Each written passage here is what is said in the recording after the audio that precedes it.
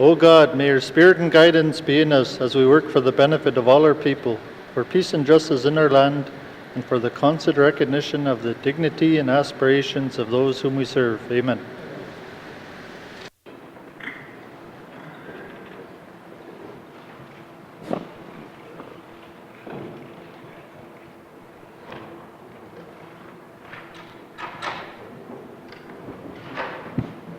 Member for Frame Lake. Merci, Monsieur le Président. I rise pursuant to Rule 21, bracket 1 of the Rules of the Legislative Assembly to make a personal explanation. In my member's statement and oral questions of May 24, 2019, I said that large emitters of greenhouse gases, the diamond mines, will get all their carbon tax back under the July 2018 proposal released by the Minister of Finance. The Premier corrected this statement in his response to my questions by stating that large emitters will be paying a carbon tax on any motive fuels purchased. In double-checking the publicly available information from the Department of Finance, this is indeed the case that large emitters, the diamond mines, will receive rebates and individualized grants for investments that reduce greenhouse gas emissions, covering all of the carbon tax paid on non-motive diesel. Carbon taxes paid by large emitters on motive diesel and gasoline will not be rebated or granted back. I apologize unreservedly to anyone who may have taken offense with my error and wish to correct the public record. It was not my intention to mislead the House or to make incorrect statements. I wish to thank the N.W.T. and Nunavut Chamber of Mines for bringing this matter to my attention. Thank you, Mr. Speaker, for the opportunity to correct the record.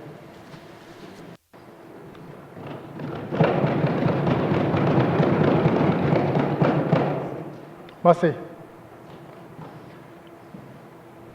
Minister's statement. Minister, go down in the Honourable Premier. Mr. Speaker, I'm pleased to update this Assembly on negotiations toward the shared management of oil and gas resources in the Northwest Territories offshore.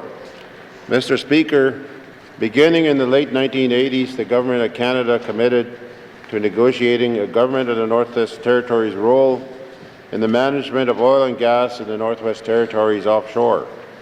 More recently, the Devolution Agreement of 2013 committed Canada and the Government of the Northwest Territories, with the participation of the N.W.T. Regional Corporation, to commence negotiations within 60 days for the management of oil and gas resources and the sharing of revenues in the offshore.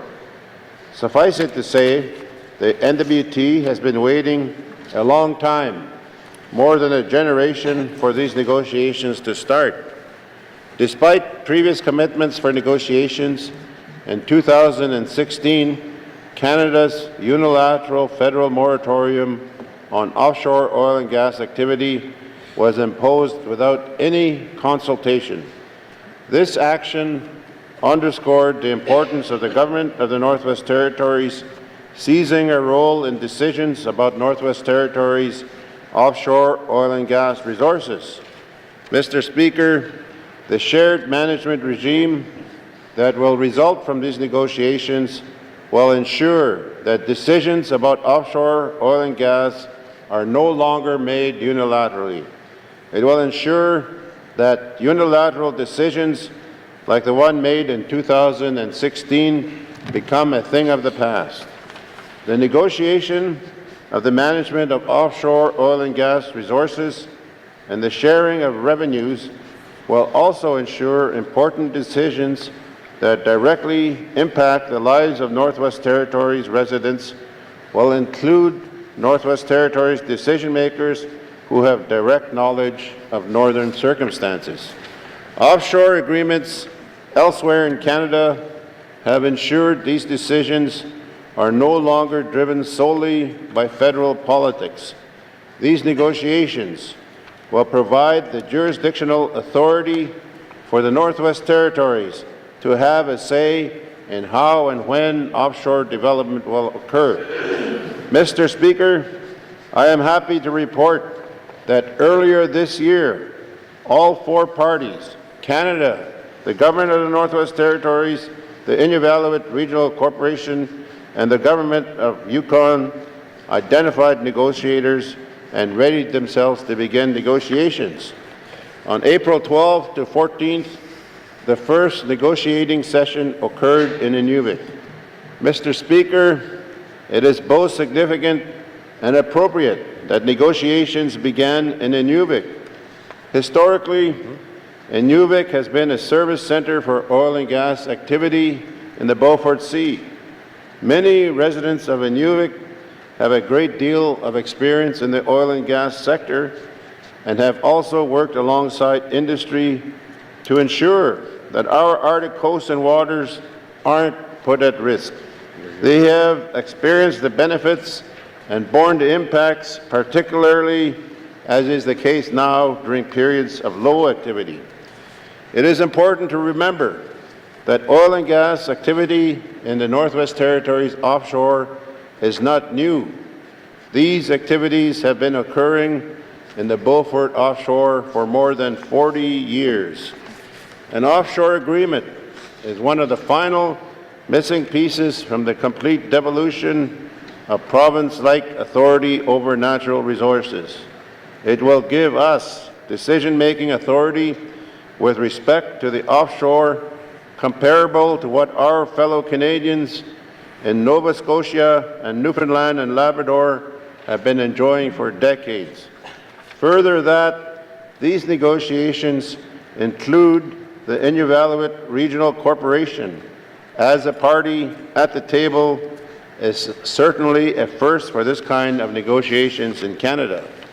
Mr. Speaker, we are in the very early stages of these negotiations, but that they have commenced is important, and we are committed to keeping the Assembly up to date as progress occurs. Thank you, Mr. Speaker. Massey. Minister statement. Minister Ike Goodin and the Minister Health and Social Service.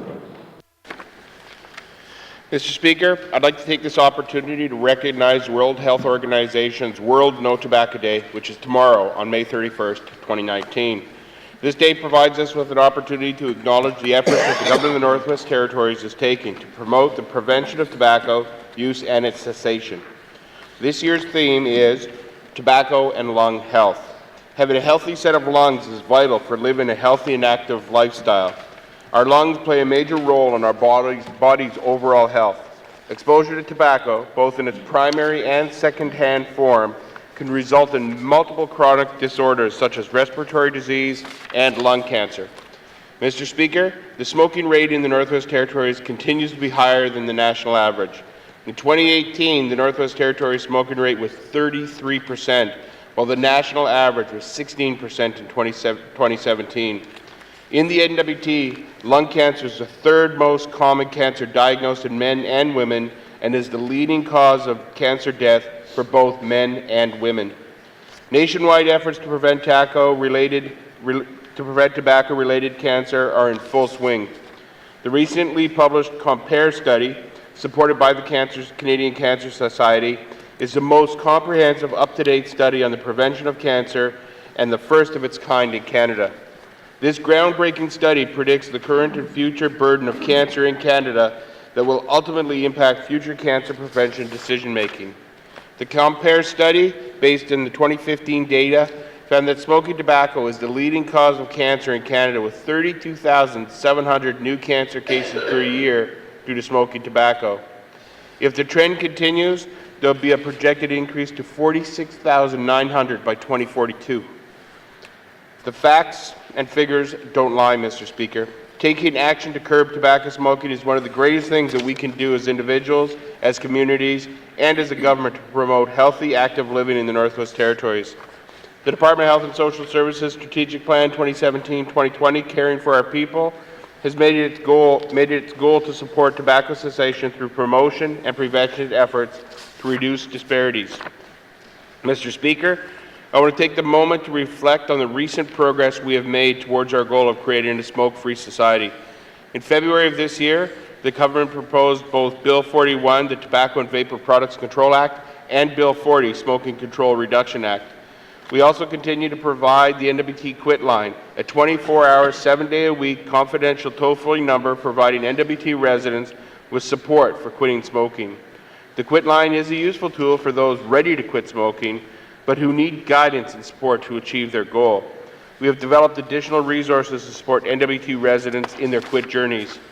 An example would be our Quitting podcast, where we hear N.W.T Quit Line quit coaches discuss the important steps in creating a quit plan, as well as common triggers and barriers that prevent individuals from quitting. A little bit of a tongue twister there. We also developed a series called Look Who's Quit Stories, where local community champions answer questions regarding the challenges and triumphs that they face or have faced as part of their quit journey. Additionally, we provide tobacco quit kits across the territories for those who are looking to make every day a no tobacco day. These kits include information on prescription medications, on-the-land programming, counseling, acupuncture, and nicotine replacement therapy offered through the Department of Health and Social Services Administration. Mr. Speaker, we know that promoting the prevention of tobacco use and supporting our residents who want to quit is one of the greatest things that we can do to support the health and wellness of our people. On this year's World No Tobacco Day, I want to encourage everyone to take a moment and consider how tobacco use affects their health and the health of their loved ones, and to take advantage of the supports to help us achieve our goal of a healthy N.W.T. Thank you, Mr. Speaker. Massey. Minister's statement. Minister Ike Godin, the Minister of Municipal Community Affairs. Thank you, Mr. Speaker. Mr. Speaker, the mine rescue competition has a strong history in the Northwest Territories. The first event took place in 1957, and the competition has been growing every year. This weekend marks the 62nd annual mine rescue competition. Teams will come together from mines all across the territories to test their skills. There are 6 teams competing this year. The teams are from Rio Tinto's Diavik Diamond Mine, the Gachokwe Diamond Mine, owned by De Beers Canada, TMAC Resources Hope Bay Gold Mine, the Meadowbank Gold Mine, and Meliadine Gold Project, both owned by Agnico Eagle Mines, and the Baffinland Iron Mine, owned by the Baffinland Iron Mines Corporation. They will be testing their skills in firefighting, rope rescue, and first aid, among other events. As Minister responsible for the Workers' Safety and Compensation Commission, I invite you all to join me in wishing good luck to those brave men and women who volunteer their time and risk their lives for the safety of others. The whole territory walks away a winner, knowing that our friends and our families at the mine sites are in the hands of safe, skilled, and tested leaders. I also invite you and your families to come out to the Fieldhouse parking lot on June 1st from 8:30 a.m. to 4 p.m. to watch and cheer on the teams as they compete. Thank you, Mr. Speaker. Massey. Minister's statement. Minister Ike Godin, the Minister of Education, Culture, and Employment. Mr. Speaker, these are exciting times in post-secondary education in the Northwest Territories. This government is meeting its commitment to expand opportunities for post-secondary education, trades-oriented learning, and northern educational institutions while fostering the knowledge economy. This work is essential to ensuring that Northerners have access to quality post-secondary programs and supports. Mr. Speaker, we have introduced new legislation to regulate post-secondary institutions, and we have engaged with residents, campus communities, municipal and Indigenous governments to establish the first overarching vision and goals for post-secondary education in our territory. Developing the vision and goals for post-secondary education will focus our efforts as we strengthen our system. It will also support our work with partner institutions and organizations to ensure that students have increased access to excellent programs. Together, we will ensure that Northwest Territory residents can get the skills and training they need to access meaningful employment today and in the future. Our vision and goals must be rooted in the dreams, aspirations, and needs of our territory. To this end, I'm pleased to say that 743 surveys from all regions of the territory were submitted during the engagement phase of the vision process. Nearly 200 of the submissions were from residents especially important to the future of our labor market, people under the age of 29. I thank those who took the time to complete the survey and the organizations and institutions who took part in the speaker series on post-secondary education throughout the month of March. I look forward to sharing the post-secondary education framework, including the final vision and goals, with members of this House and the public in the coming months. Mr. Speaker, over the past 3 months, the first steps in the transformation of Aurora College to a polytechnic university have been taken. Since assuming the role in March, the Associate Deputy Minister of Post-Secondary Education Renewal has been working diligently to develop the terms of reference for the Academic Advisory Council. Initial contact has been made with individuals who have significant academic and administrative expertise to help support the transformation to a polytechnic university. The Academic Advisory Council will provide guidance to the Associate Deputy Minister throughout the transformation. The terms of reference will be forwarded to members of this House and posted on the Education, Culture and Employment website within the next month. As well, a plain language summary of Bill 48 is currently available on our website for those interested in learning about our proposed post-secondary education legislation that is currently before the House. This legislation is crucial to meeting our objectives to expand high-quality education programming and provide a variety of post-secondary opportunities for students. Quality assurance legislation is a key step in building a strong post-secondary education system for Northerners. Mr. Speaker, strengthening the post-secondary education system is part of our larger plan to improve outcomes for students and help them reach their highest potential over the course of their lives. From early childhood through elementary and high school, all the way to post-secondary, we want to reduce barriers and empower residents to achieve their goals and aspirations. A healthy, happy kindergarten student should become a well-educated high school student looking for challenging post-secondary opportunities. Education, Culture and Employment's new career and education advisors will help students to make decisions about their education and give them information on jobs in demand in the Northwest Territories. This government will continue to support post-secondary students as it does now through student financial assistance, apprenticeship and trades programs, and labor market programs. All of these initiatives support the development of our economy and our people. I am confident that the steps we are taking now to strengthen our post-secondary education system will provide increased opportunities for both in the near term and for generations to come. Mr. Speaker. Massey. Minister statements. Minister statements. Member statements. Member for Mackenzie Delta. Thank you, Mrs. Speaker. Mrs. Speaker, my constituents want to know why the Department of Infrastructure keeps trying to recycle the gravel they use on the ferry landings. Mrs. Speaker, a couple of days ago, my colleague was asking for dredging and was told we don't dredge. Well, Mrs. Speaker, that is exactly what is happening in Sigachik with the use of a backhoe. I've seen this personally, and to have that same material being used to make the landing ramps, this mixture of gravel, mud and clay is making a mess of our ferry landings. Just a few short years ago, the department used to stockpile 500 to 1,000 cubic meters of pit run to be used on each landing. Usually that would last a couple of years, and we never had to wait until the water dropped to have ferry services in the spring. like we now have to do. Mr. Speaker, we have to go back to how we used to operate. Thank you, Mr. Speaker, and I'll have questions later today.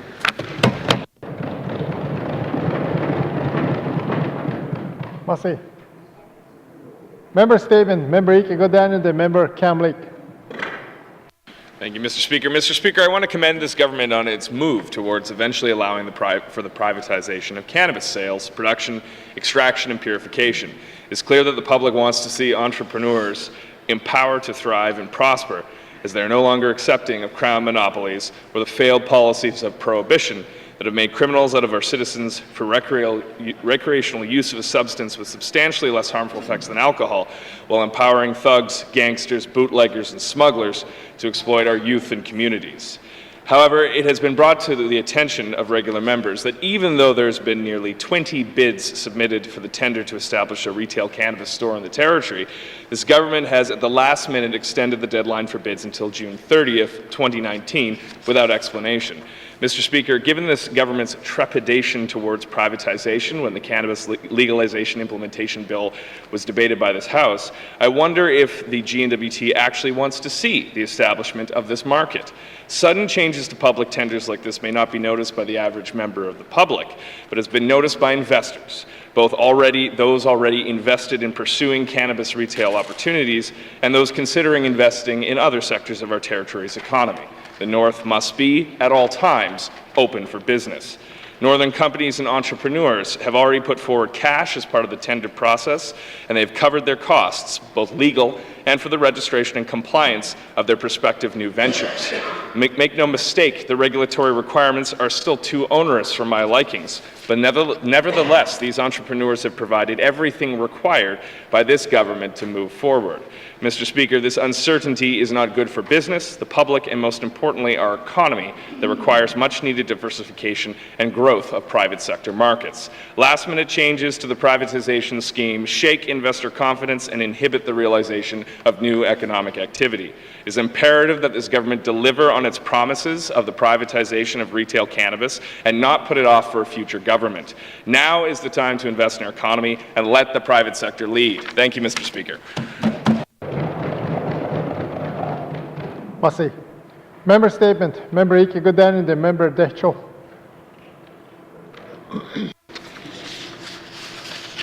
Mr. Speaker, it's often said that children and youth make for a smart investment and that the best way to effect change is by educating our young people. Over the years, we've seen the Department of Education, Culture and Employment shift directions and invest more resources towards achieving better student outcomes, as evidenced by a school attendance advertising campaign, the Strengthening Teacher Instructional Practices Initiative, junior kindergarten, more counselors in school, and most recently, proposed legislation that could lead to the establishment of a polytechnic university for the N.W.T. While it's great to see these changes, Mr. Speaker, more is required. Specifically, I want to raise the concern I've heard from communities in my region over the decline of school enrollment and attendance rates. Mr. Speaker, attendance rates in small communities continue to be far below than in larger communities like Yellowknife. In 2008, the average attendance in small communities was 83%, compared with 91% in Yellowknife and 84% in regional centers. In 2013, average attendance was down to 79% in small communities, while it averaged over 88% in Yellowknife and 82% in the regions. And average attendance rates last year showed a drop across N.W.T other than in Yellowknife. Students in small communities averaged only 75% attendance in 2018, while the average was 89% in Yellowknife and 79% in the regions. These low attendance rates, combined with other realities, like the need for many students to upgrade post-secondary graduation in order to pursue post-secondary education, tell me we're not doing an adequate job of preparing our youth for the challenges that life brings. And on top of this, I'm hearing that low attendance could affect a school's funding, which could result in a school seeing a reduction in teachers or fewer extracurricular activities for students. Mr. Speaker, if we don't invest in our young people meaningfully and sustainably and provide them with adequate opportunities, problems like low graduation rates, poor labor market entry, Substance abuse, crime, violence, and rescue behaviors will continue to rise, and there will be a significant economic and social cost. This need for investment includes finding effective long-term ways to maintain student enrollment and to encourage students to attend school every day, fully engaged in their learning and motivated to succeed. I will have questions for the Minister of EC at the appropriate time. Mr. Speaker.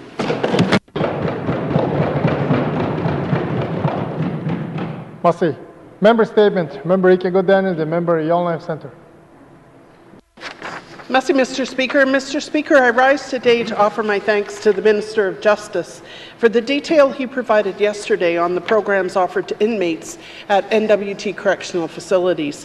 One highlight is that over 500 participants have completed programs that address substance abuse, violence, and other negative behaviors. Another is that the programs are offered in probation offices throughout the N.W.T. to reinforce the new skills and coping mechanisms. The department staff is obviously doing good work in this area. Yes, there is a but, Mr. Speaker, but what about housing for inmates when they are released? There was no mention of it. My concern is that without a plan for housing, some former inmates will be at loose ends. They may have been homeless before going to jail, and so they are likely to be homeless when they come out. They end up staying in shelters, couch surfing, or sleeping rough. How hard must it be for homeless people to maintain their resolve to stay sober in these situations? Once they go back to using drugs and alcohol, much of their learning about violence will go out the window. Then they will be caught up in the justice system again, and the cycle will repeat itself. Mr. Speaker, in his statement yesterday, the minister responsible for the Housing Corporation said, and I quote, "Research tells us that the changes of addressing the issues that lead to homelessness, mental health, addictions, and other social issues are better when you have social housing," end quote. I concur, and I wonder if the Minister of Justice took note of this point.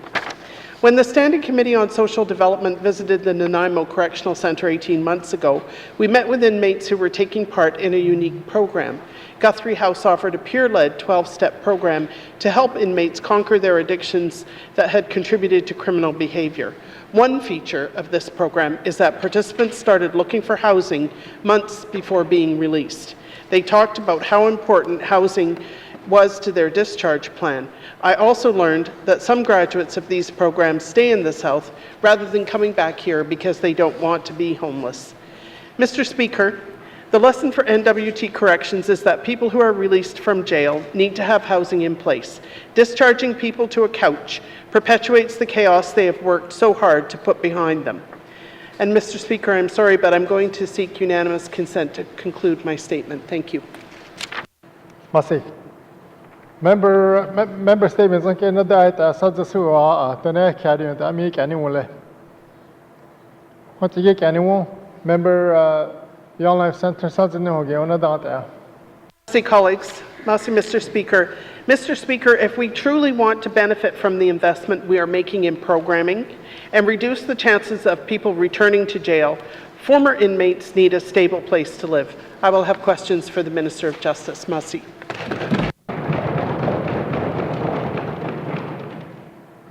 Merci. Member statement, you can go down in the member statute. Thank you, Mr. Speaker. I'm very encouraged by the Minister's statement earlier, the Minister of Education, Culture and Employment, which leads me to a limited amount of questions later on. However, Mr. Speaker, we are approaching June graduation month. I'm grateful to see our Satu region is supporting approximately 35 graduating students in our communities from the 3 Aurora campuses, the institutions outside the N.W.T. This is very encouraging. However, there still remains post-secondary transitional supports. Mr. Speaker, transitioning and planning are critical elements remaining in our term. Mr. Speaker, last year the Department of Education tabled the Aurora College Foundation Review, a report that included 2018 to 2023 schedules, community consultation engagements, with 13 Indigenous governments and recommendations. Mr. Speaker, education is a valued strength in our continued efforts for a stable future workforce, community, and more importantly, youth capacity building. It is our fiduciary obligation and responsibility to initiate regional leadership progress report engagements. This process will ensure continued improvements and create partnerships. Mr. Speaker, leadership engagements can include, but not limited to, progress on the foundation review, in particular funding options for the Polytechnic University 2018-2019 academic year, fundamental principles in development for a renewed and tailored education system. Later, Mr. Speaker, I will have questions to the appropriate minister. Merci. Merci. Member statement, Member Ikegoden and the Member Yellowknife North. Thank you, Mr. Speaker. Mr. Speaker, the 18th Assembly has done good work and has had success in promoting economic diversification. But it's fair to say that the challenge of creating employment opportunities, especially in smaller communities, remains a big challenge. Smaller communities, by definition, have fewer opportunities and bigger challenges. There's less economic activity and less of a base to build from. At the same time, employers are having a hard time recruiting and retaining northern employees. They sometimes feel there's no choice but to turn to the larger, fly-in labor market from the south. That doesn't serve anyone's interest, Mr. Speaker. A recent report of the Conference Board of Canada suggests an approach to resolve the impasse. It's clearly in the interests of employers to engage with Indigenous communities. It's mandated by land rights agreements. It provides better working relationships with communities and can lead to a stronger workforce, higher quality of work, and of course, happier employees. Employers know that failing to engage positively with communities will create obstacles for their projects moving forward. Mr. Speaker, at the same time, the private sector recognizes the importance of the broad movements towards reconciliation and the UN Declaration of Rights of Indigenous Peoples. The private sector recognizes that the TRC's calls to action number 92 urges it to conform to the UN Declaration. The Government of Canada is currently moving in that same direction through Bill C-262. In this context, Mr. Speaker, we can encourage the private sector and our small communities to seek solutions together. Community challenges may include education and skills attainment, and family and community obligations. Employers' challenges are improving community inclusion and cultural awareness, create effective outreach, offer appropriate skills development, and guarantee fair compensation practices. Mr. Speaker, our government needs to take up this mission. We need to connect employers with communities to work together to improve outreach and recruitment, balance work with community obligations, enhance educational opportunities, and match candidates to suitable jobs. We need to be the incubator that grows these initiatives with education, encouragement to business, and through leading by example. Mr. Speaker, there are solutions to the challenge of creating employment and successfully growing the economy in small communities. We need to encourage creative thinking and collaboration to keep things moving in a positive direction. Thank you, Mr. Speaker. Merci. Member statement, Member Ikegoden and the Member Nehende.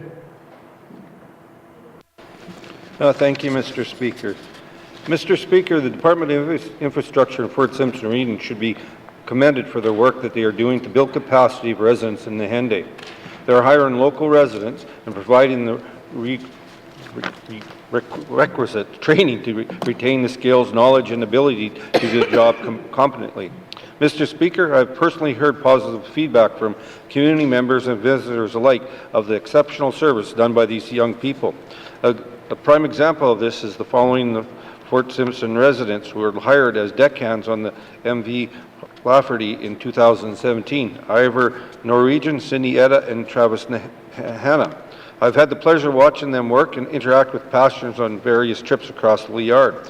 They're always so positive and knowledgeable of the surrounding area.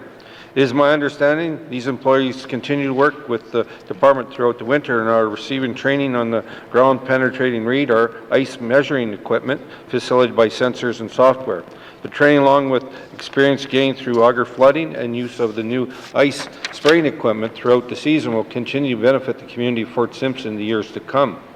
Job-specific training has continued to be offered, so these players can continue to grow into their roles and accept more responsibilities related to their areas of interest.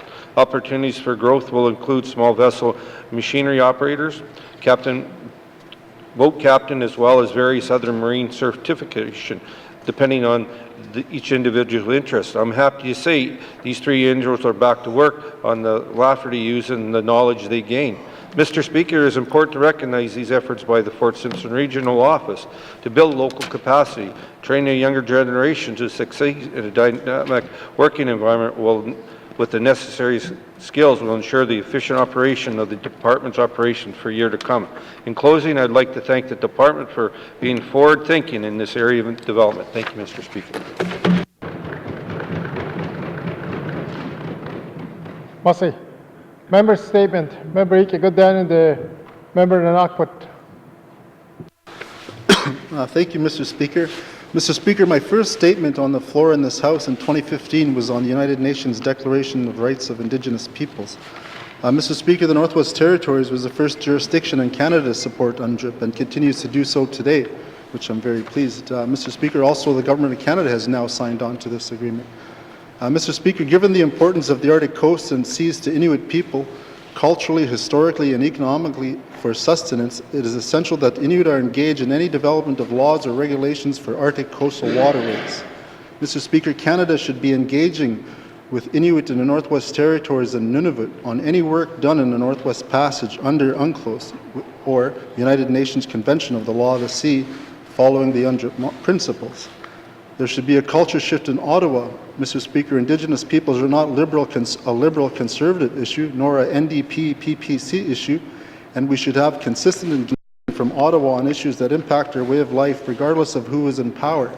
We must continue to implement at all levels of government to ensure our rights and our land claim agreements, which are not only ours, but are the responsibilities of governments, or the responsibility of the governments of the Northwest Territories and the federal government as well, Mr. Speaker. Mr. Speaker, I'll quote Senator Murray Sinclair, who's been advocating for Indigenous people throughout his career. He states the Senate is still debating this, and it seems to be stalling with some senators. People who use the concept of veto and concept of free, prior, and informed consent as they are the same thing are totally missing the point, unquote. Mr. Speaker, last week our Premier also stated, I also think it makes sense that residents of Canada's 3 northern territories have a leading say in determining Canada's plan for the Arctic. We are the ones who live here. We are the ones who are repeatedly affected when decisions are made for us rather than with us. We are an obvious partner for Canada when they begin to discuss what should happen next. Mr. Speaker, if anyone in our territory should be leading and implementing UNDRIP, it should be our Premier. Being an Indigenous person myself, I'm proud of the work that he and his team have done in co-leading with Indigenous governments and the federal government on projects from planning to implementation. The rest of the country and other countries should take note and follow suit. Mr. Speaker, we've come a long way, but we have a lot of work to do together. Mr. Speaker, later I'll have questions for the Premier. Thank you. Merci. Member statement. Member Ike Goodman and the member Frame Lake.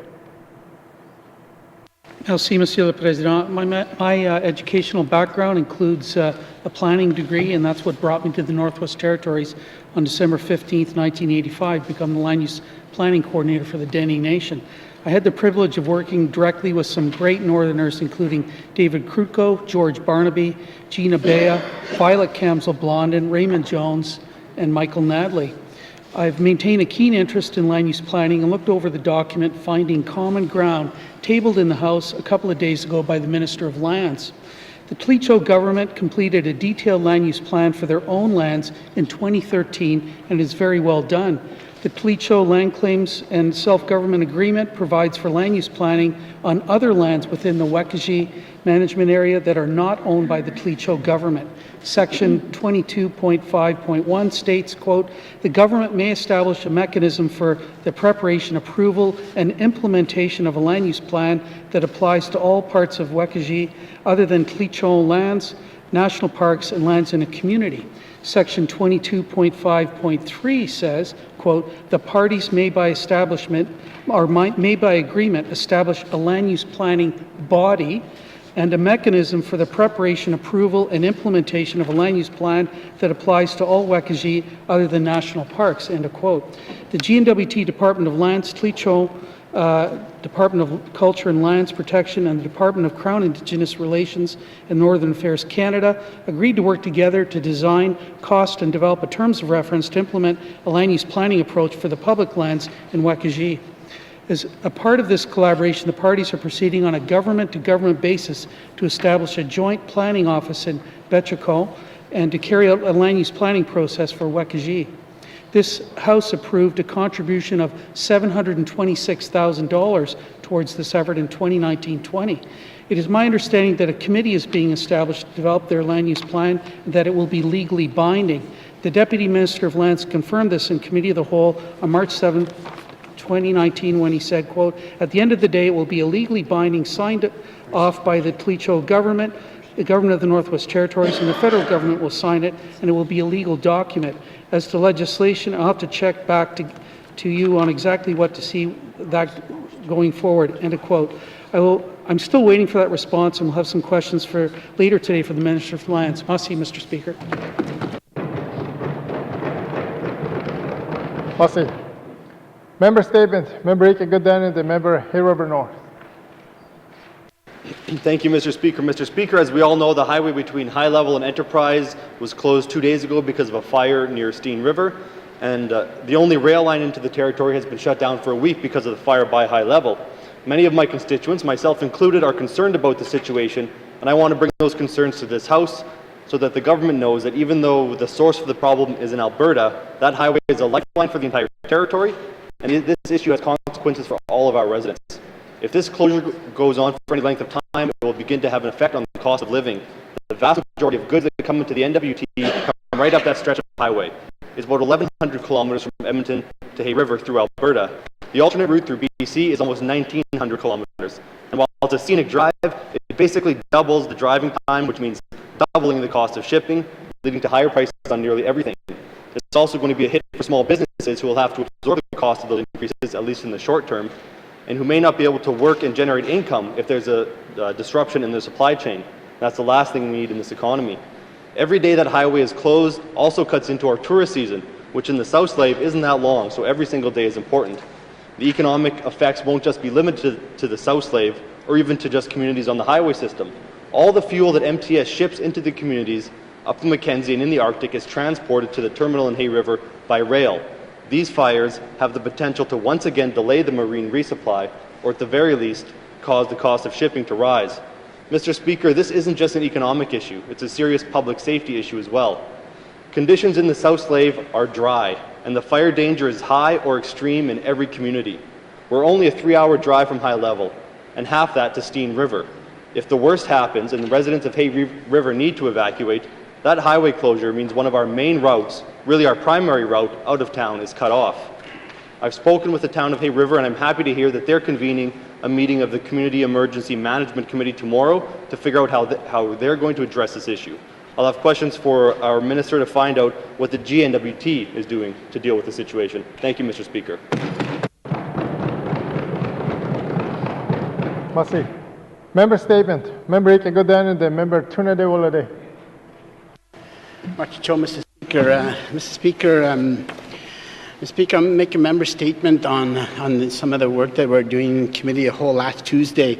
Last Tuesday, I felt I was unable to communicate clearly enough to be able to get some answers. So I'm going to talk a bit about what I saw on Tuesday, and much to my surprise and shock, that the way that the mandatory or compulsory attendance for junior kindergarten and kindergarten works in the schools. So my understanding initially before Tuesday was that once a kid 5 years old, a 4-year-old student got to go to junior kindergarten and they had enrolled, at the point that they enrolled, they would then it was mandatory for them to attend school on a daily basis like any other student that was enrolled in the school.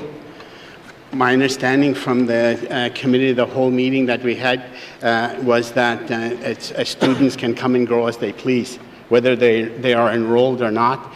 If they are enrolled in school and they choose not to go to school, then they don't have to go to school. But the numbers of enrollment, so there could potentially, this leaves potential games being played where people could enroll a lot of 4-year-old and 5-year-olds into the school and just concern themselves with the students attending for the first couple of years until the numbers are counted, and then the kids no longer have to attend school. It also sets up a possibility that people are just using junior kindergarten or kindergarten for child care drop-off.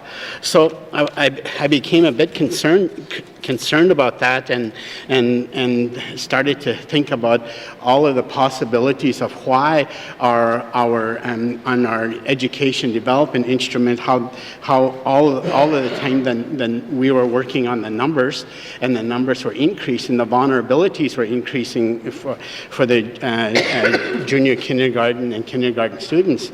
So I will have questions for the minister today, but I guess my understanding was they're in school, but if they don't have to attend, then how are they going to increase the numbers? Maybe we should pick a different school to apply the education development instrument if kindergarten kids don't have to be there, if they don't, at any given day, they can wish to stay home. So I'm going to have some questions for the minister on that today. Thank you, Mr. Speaker.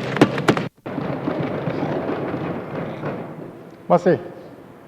Member statements. Member statements. Returns to oral questions. Returns to oral questions. Recognition of visitors in the gallery. Member for Grey Slave. Mr. Speaker, I recognize Fernanda Martins, the health policy analyst from the Canadian Cancer Society, in the gallery today. Thank you, Mr. Speaker.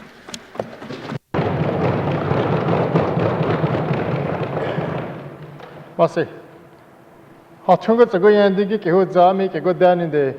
Member Inuvik Bootlake.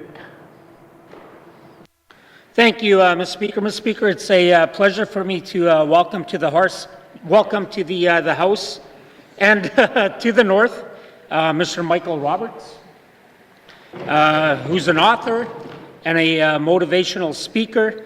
And I just want to thank him personally for reaching out to our youth and giving some very strong positive messages, as well as to the residents and communities that he has visited.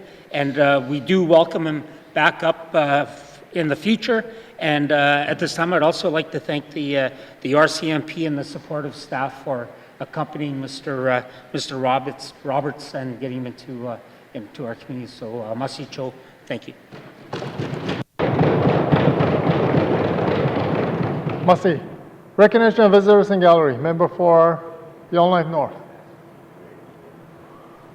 Thank you, Mr. Speaker. I want to recognize a page from Yellowknife North, Leah Schwartz, who is also a student at Cole St. Cyr. I want to thank all of our pages for the tremendous work they do for us. We wouldn't be able to do what we do without them. Thank you, Mr. Speaker. Masi. Hachunga Tsagoyandigi Kihuzami Kigodaninde. Member Cam Lake. Thank you, Mr. Speaker. I'd like to introduce two pages from the Cam Lake riding, Ms. Katrina Butt and Ms. Belinda Formaniuk. It's great to have them in the chamber helping us out, and all the pages. Youth are our future. It's great to see them taking an interest in our procedures. Thank you, Mr. Speaker.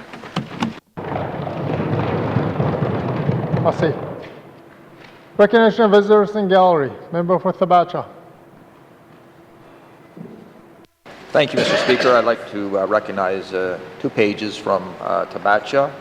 Students at P.W. Kaiser School, Anais Aubrey-Smith and Sarah Porter. Thank you.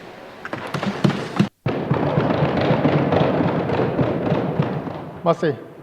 Hatungu zagu yandigi ki hu zami ki godani the member tunade walade. Mr. Speaker, I'd like to recognize our interpreters, Mero Sandberg, Klincho Yati, and Kamionka Danayati. Merci. Merci. Hatungu zagu yandigi ki hu zami ki godani the member Nanakput. Thank you, Mr. Speaker. I'd like to recognize Mr. James Pokiak from Tuktoyaktuk. Mr. Speaker, James owns and operates Pokiak Guiding and Outfitting. He's been operating this for over 40 years. Mr. Speaker, when you talk about traditional knowledge in the House here on the floor and in forums around the territory and around the country, James is one of the people who you would naturally go to see to learn more. So when you see him around, pull him aside, ask him a few questions, and gain some of his knowledge. It's nice to just to be around some days, Mr. Speaker. So I'd like to welcome James to the gallery. Thank you, Mr. Speaker. Merci. Recognition of visitors in gallery. Member for Yellowknife South. Mr. Speaker, I'd like to recognize a page from Yellowknife South, Andrea Garrity, and all the other pages that are here for the past 3 weeks. Thank you, Mr. Speaker. Merci. Recognition of visitors in gallery. Recognition of visitors in gallery. If we miss anyone in the gallery, thanks for being with us. It's always great to have an audience as part of our proceedings. Merci.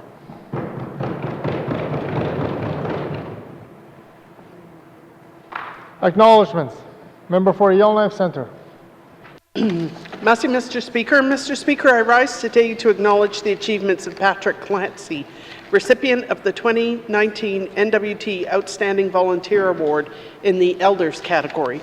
Since establishing the Yellowknife Wodo Kai Karate Club in 2009, Patrick Clancy has nurtured the physical skills and mental discipline of territorial youth, sponsored master clinics and demonstrations, and he has generated 18 new black belts.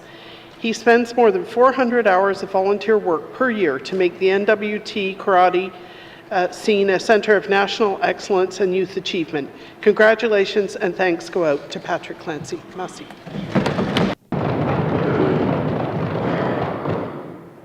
Merci. Acknowledgements. Acknowledgements. Oral questions. Member for Nanakput. Thank you, Mr. Speaker. Earlier on, I spoke about United Nations Declaration's Rights of Indigenous Peoples, and my questions are for the Premier. Mr. Speaker, my first question is, can the Premier advise the House whether he has had any discussions with his Nunavut counterpart or Inuit leaders regarding the Northwest Passage? Thank you, Mr. Speaker. Merci. The Honourable Premier. Thank you, Mr. Speaker. I have spoken publicly that the Arctic needs to be higher on the Government of Canada's agenda. The Government of Nunavut is supportive of this message. I'm committed to raising the issue of strengthening Canada's position in the Arctic with Premier Savikatak of Nunavut and Premier Silver of Yukon when we meet in early June. The geopolitical context of the Arctic is shifting, and I anticipate recent events like the statements made by the United States on the Northwest Passage will be raised and create an interesting discussion. Thank you, Mr. Speaker. Merci. Oral question like Kidade, Cassie, member Nanakput.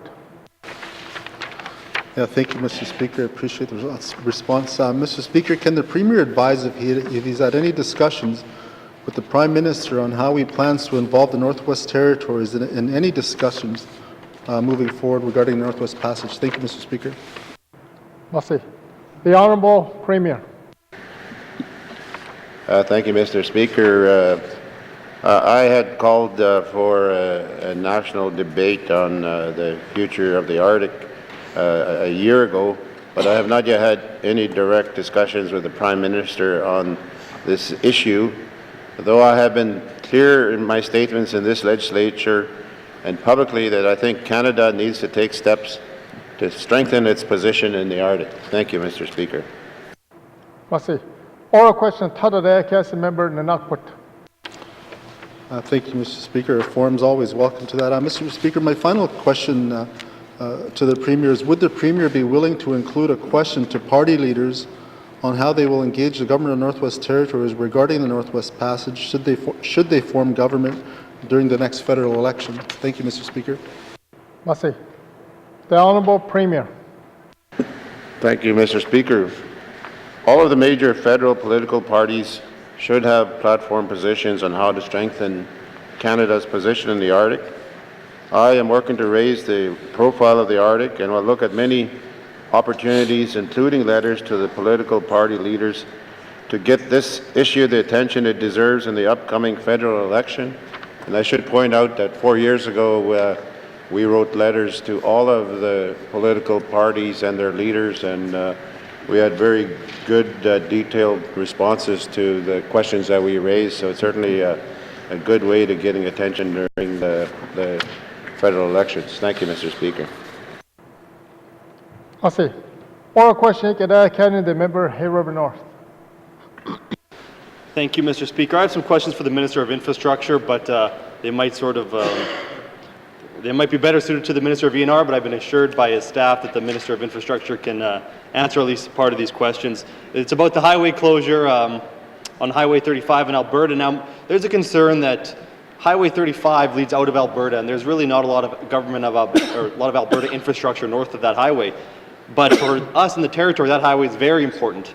And so there's some concern that maybe Alberta isn't putting the resources in there they could be to put that fire out so that we can open that highway up. So would the Minister of Infrastructure be able to give us an update on what the government of Alberta is doing in order to put that fire out so we can open the highway up? Thank you, Mr. Speaker. Merci. Minister of Infrastructure. Thank you, Mr. Speaker. As we talked about this yesterday in the House, and I think this is timely to have this question anyway to inform everyone what's going on. The Alberta government has reassured us they're in full response to this fire. They have their own incident management team managing the fires in Alberta. They're well aware of the situation that's going on there, and I think the whole country is quite concerned about what's going on down there. But I have talked to the ENR minister and his department to get an update on all activities on what's going on, and the Department of ENR has a resource sharing agreement with the Canadian Interagency on Forest Fires Fire Center, and we have a mutual sharing aid agreements across this country. And the Government of Northwest Territories has exported to Fort McMurray, because that's where the Alberta government has asked us to send them, but we've exported an information officer. We've exported one complete fire boss group consisting of an air attack officer and 4 air tankers and a bird dog plane.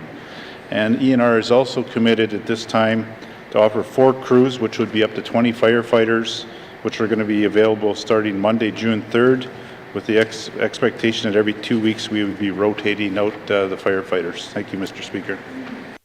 Merci. Oral question, Cassie member, Hay River North. Thank you, Mr. Speaker. So it doesn't sound like we're directly dealing with the fire, but we're sending resources down there where they're needed so Alberta can put resources towards the Steen River fire. Is the N.W.T coordinating with the government of Alberta to implement a plan to begin allowing motorists to travel along that highway, by night with a convoy, or at least to let essential goods down that highway? Thank you, Mr. Speaker. Merci. Minister of Infrastructure. Thank you, Mr. Speaker. Again, to update the House, as of yesterday, the Alberta government, it's their fire, it's their jurisdiction, and they're in charge of things, but they are escorting essential goods through this section of highway for the residents of the Northwest Territories, and as long as it's safe to do so, and as of yesterday, we're doing that. We are also communicating all these messages, as I said yesterday, publicly through Twitter, our online roadmap system, messaging boards and such, so the traveling public knows what's going on. There will be questions, I suspect, about Highway 7 through the Fort Liard region. That route is certainly open. I've had a few people phone me, and the member made the statement today it's double the mileage, but at this point right now, if you want to drive back and forth to either BC or Alberta, you're going to have to use Highway 7. That is the only available route at this point. Thank you, Mr. Speaker. Merci. Oral question, Cassie member, Hay River North. Thank you, Mr. Speaker. In addition to the highway being out, the railroad is closed, and not necessarily from the Steen River fire, but from the high-level fire. But as we learned yesterday, the rail bridge at Steen River was consumed by fire, apparently. So does the minister know how long it would take CN to repair its railways after they have access to it, because they have to rebuild the bridge. There might be other sections, and I'm just wondering how far behind this could put us in terms of the marine resupply. Thank you, Mr. Speaker. Massey, Minister of Infrastructure. Thank you, Mr. Speaker. Yes, the member's right. I got a picture sent to me today of the trestle actually burning to the ground there. Actually, the fire was so hot that it warped the railroad. So there's going to be significant work that's going to have to go into this, and we're in constant contact with CN and keep updated on how they're going to address this situation. But as far as the fuel goes, we've already got a hold of the fuel supplier, and they've activated their fuel response team. They reassure us that they've got a trucking solution already put into place to get fuel to Hay River to try to meet our barge schedule and maintain it as close as possible. We don't foresee that as being a concern at this point right now, as it is going to have to be trucked in the short term. The fuel supplier has told us and reassured us that they are going to do that, and they expect to have trucks as rolling as soon as tomorrow. As I've said, at this point right now, essential goods and fuel will be escorted through the fire situation at this point, unless it gets too dangerous. And we're also looking at a long-term trucking solution to be able to meet our sailing schedule and work with them to CN. Thank you, Mr. Speaker. Massey. Oral question, Nundere Akasi, member Hay River North. Thank you, Mr. Speaker. I think rail is probably the cheapest way to ship goods, so there's probably an increased cost associated with trucking the fuel, I'm guessing around the Liard Highway. I know last year we discussed trucking fuel to Inuvik, and it was about an additional $600,000. So does the minister know what the cost implications would be for trucking as opposed to using rail? Thank you, Mr. Speaker. Massey. Minister of Infrastructure. Thank you, Mr. Speaker. Last year when we had those discussions, that was to meet the emergency need, what it would have been to truck it around, or it was a hypothetical question, I guess, if we would have trucked our fuel and staged it out of Inuvik.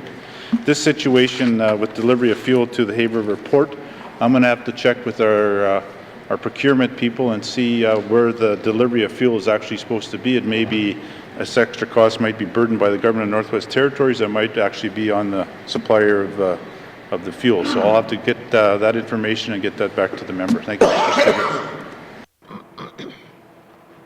Massey. Oral question, Kadaya County, the member Nahende. Thank you, Mr. Speaker. Mr. Speaker, recently I had an issue brought to my attention about student financial assistance. After doing my own research, I have some questions for the Minister of Education, Culture and Employment. Mr. Speaker, some students exhaust all their remissible loans or supplementary grants.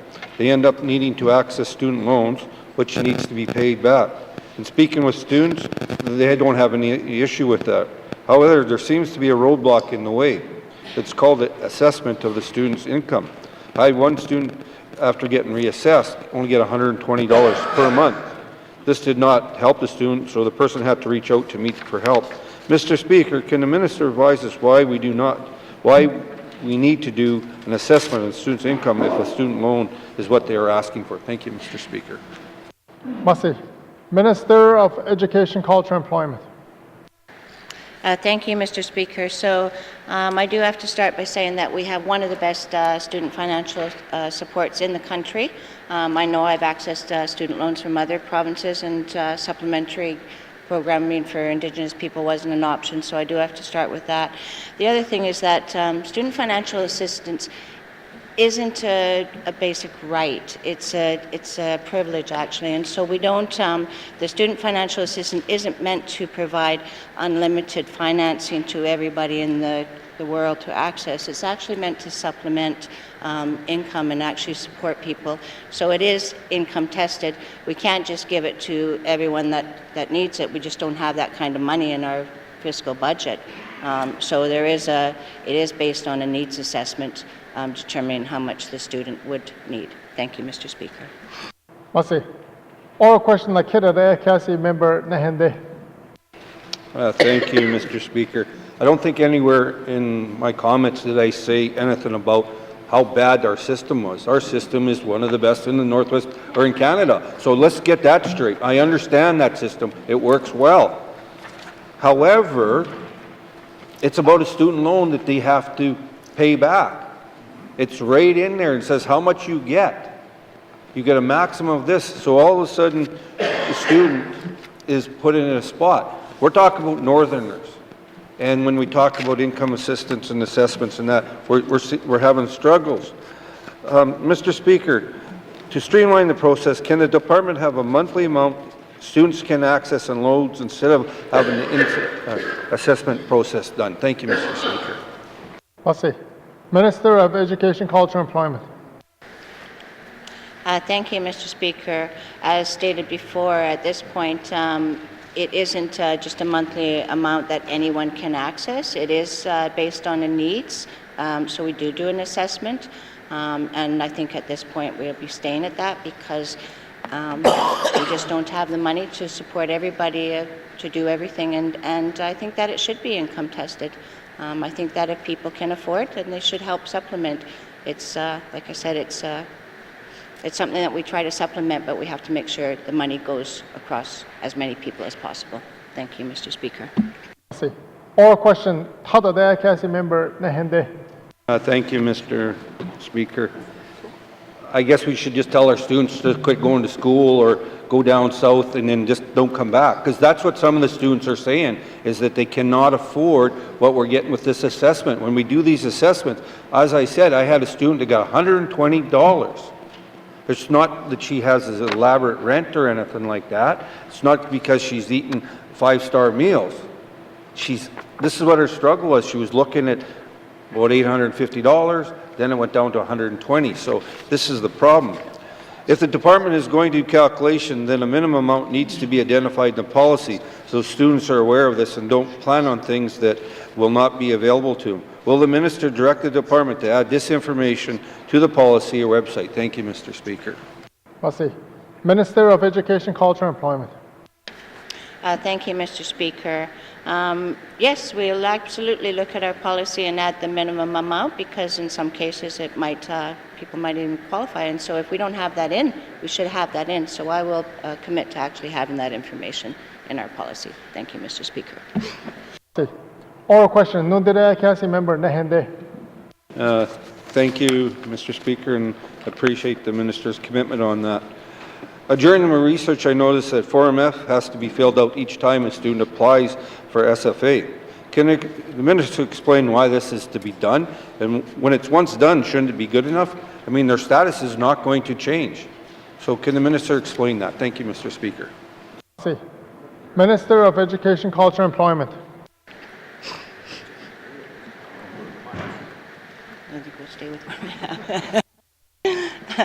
Thank you, Mr. Speaker. So the Form F is actually a form that is signed to show either you have a status by a number, or if you're Métis, actually you're signed by your band or your Métis association. In fact, I don't see any reason why, if once someone has been acknowledged as falling within the Form F, that they have Indigenous rights based on being from the territories, that we should be asking. So if we're doing that, I'm hoping it's a mistake. If we're doing that purposely, it should be fixed, and we will make sure that we look at that. Thank you, Mr. Speaker. Passé. Oral question. The member Kamlik. Thank you, Mr. Speaker. Mr. Speaker, as members heard from my member statement, there's some concern around the commitment to privatize retail opportunities for cannabis in the Northwest Territories. Can the Minister responsible for the Northwest Territories Liquor and Cannabis Commission give the House an update as to the privatization process to date? Thank you. Passé. Minister of Finance. Thank you, Mr. Speaker. Mr. Speaker, as we all know, cannabis has been legal for just going on 7 months now.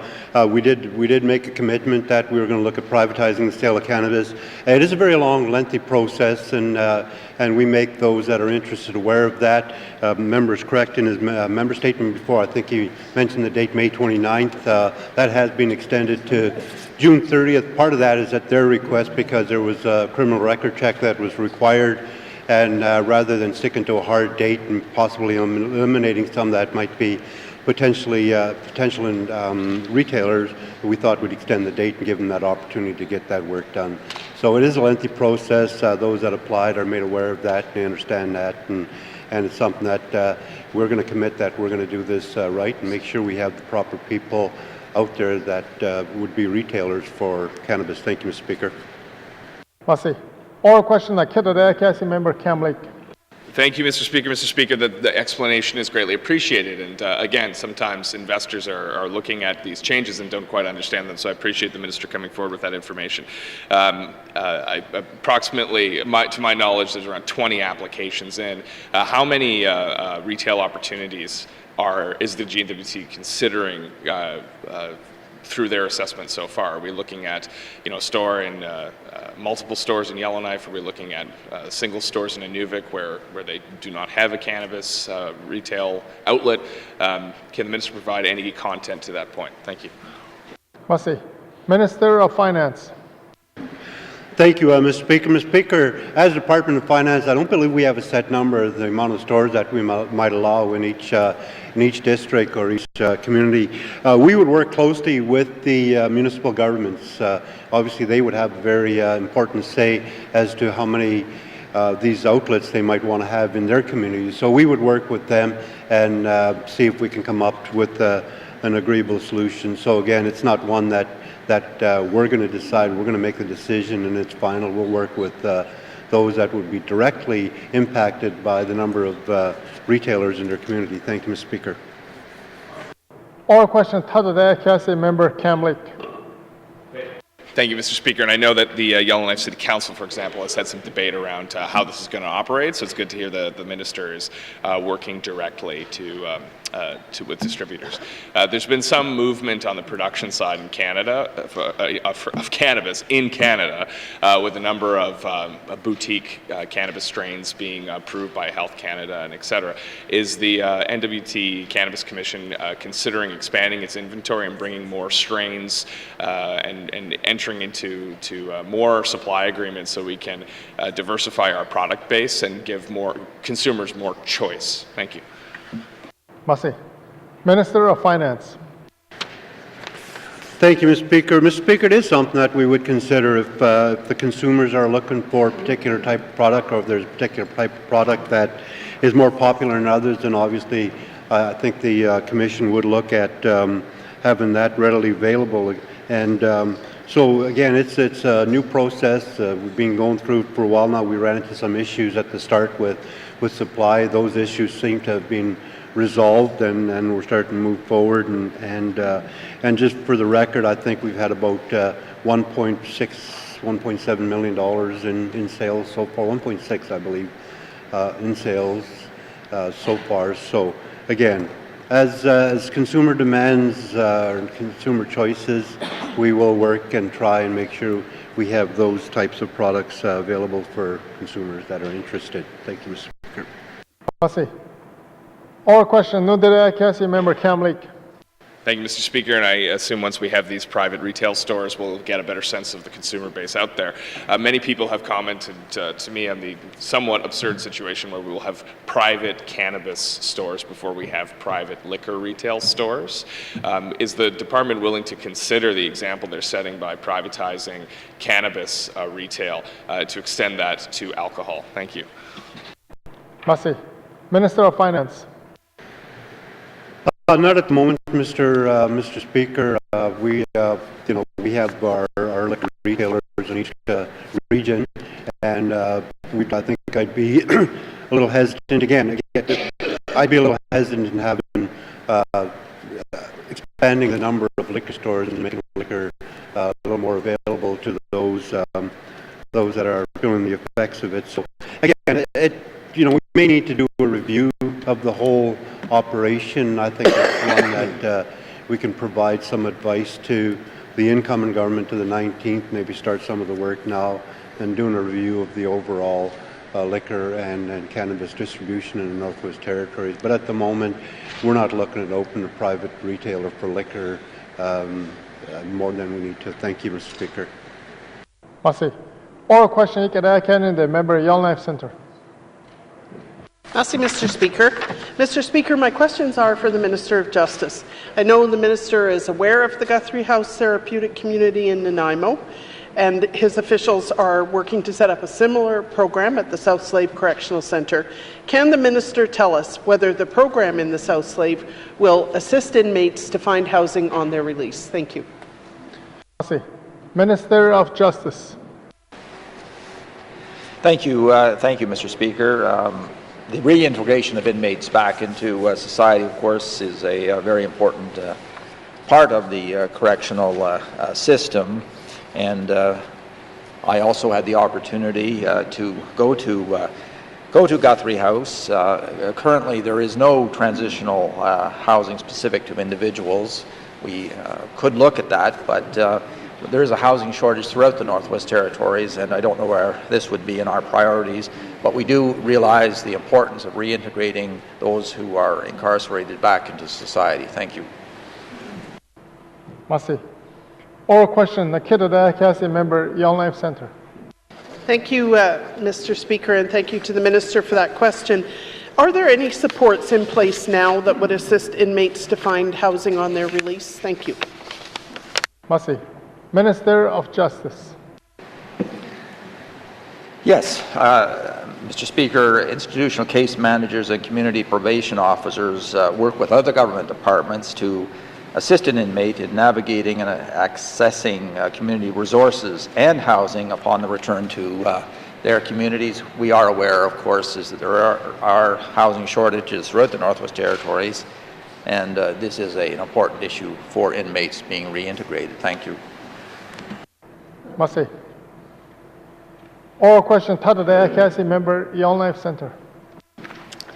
Thank you, Mr. Speaker. Mr. Speaker, is there any possibility that the Minister of Justice could work with the Minister of Housing to look at alternatives to releasing inmates into homelessness, such as, for example, traditional housing, transitional housing, so that it's possible to stop the cycle of people failing because they don't have stable housing and going back into the justice system? Thank you.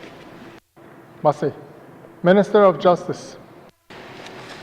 Thank you, Mr. Speaker. I am always happy to work with the Minister of Housing with respect to issues such as this, but I think we have to recognize that there are housing issues throughout the Northwest Territories. We do realize, however, that this is a particular problem for those who are attempting to reintegrate into their communities. Thank you. Merci. Oral question, Nundira Cassie, member, Yellowknife Centre. Thank you, Mr. Speaker. Thank you to the Minister for that answer.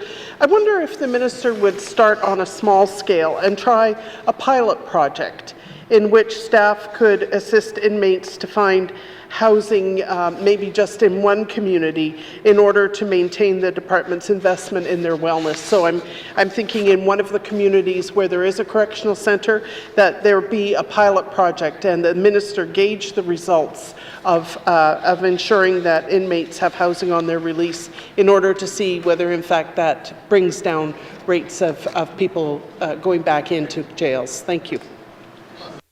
Minister of Justice. Thank you, Mr. Speaker. As I had mentioned, case managers and community probation officers work with various departments as they attempt to reintegrate those that are in custody back into their communities. I don't think I can commit to a pilot project, but I will speak to the Minister of Housing regarding this concept, but I don't think we can make any commitments at this time. Thank you. Merci. Oral question, the member, Mackenzie Delta. Thank you, Mr. Speaker. Mr. Speaker, follow up to my member's statement. I have a few questions for the Minister responsible for infrastructure. Mr. Speaker, as I mentioned, over the last couple of years here, we've been reusing the material in our river system to be used for our landings. I'd like to ask the Minister, why is the department reusing the gravel even though it's mostly mud and clay? Thank you, Mr. Speaker. Merci. Minister of Infrastructure. Why? Thank you, Mr. Speaker.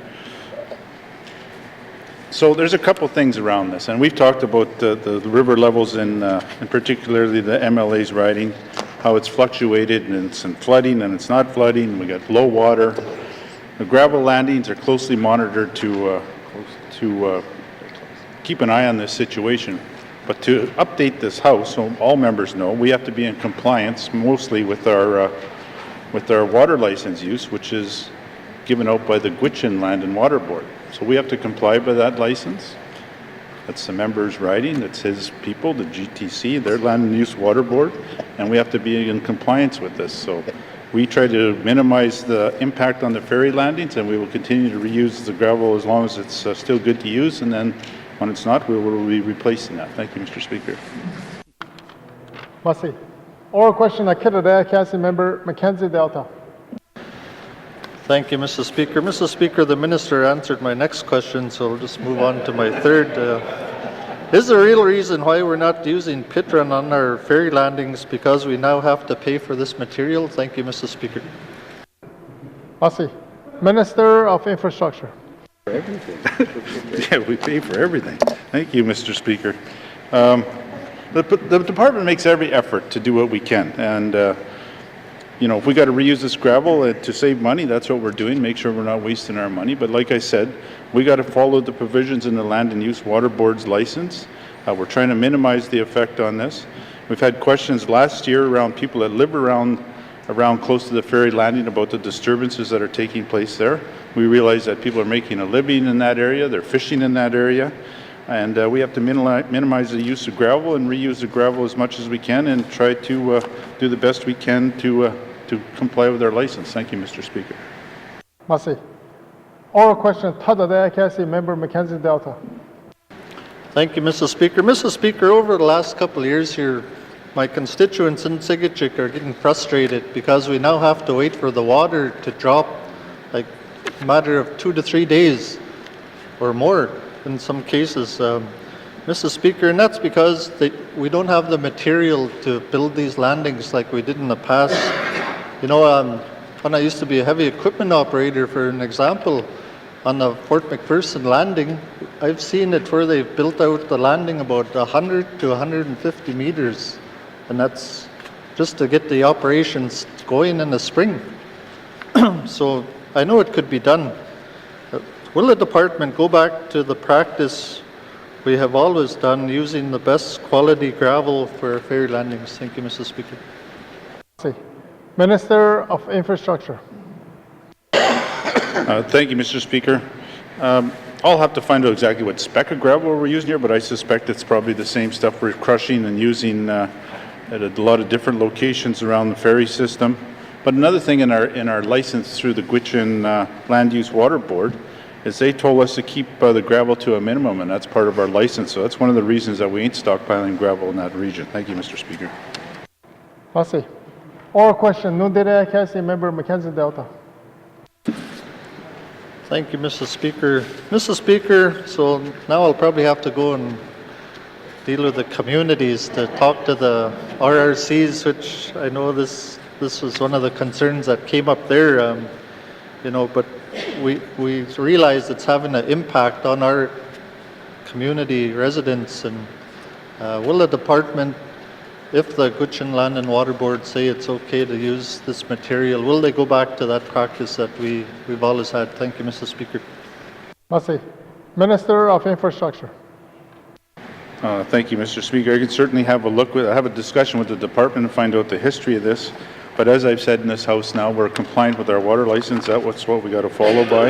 And if the Gwitchin come back with something different, we can certainly look at the situation and make accommodations where it's fiscally responsible. Thank you, Mr. Speaker. Merci. Oral question, the member Decho. Merci, Mr. Speaker. Mr. Speaker, my questions today are for the Minister of Education, Culture and Employment. This time of the year, there's a time for graduations, and this Department of Education, Culture and Employment, aside from the Department of Health and Social Services, is the second biggest department in the N.W.T.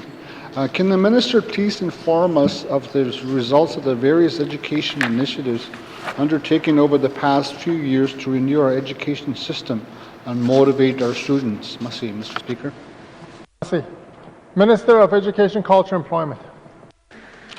Thank you, Mr. Speaker. We're just in the process, actually, of doing a review of our education renewal, all the initiatives, but I can talk of a few that have been successful, not based on statistics, but just on what we're seeing.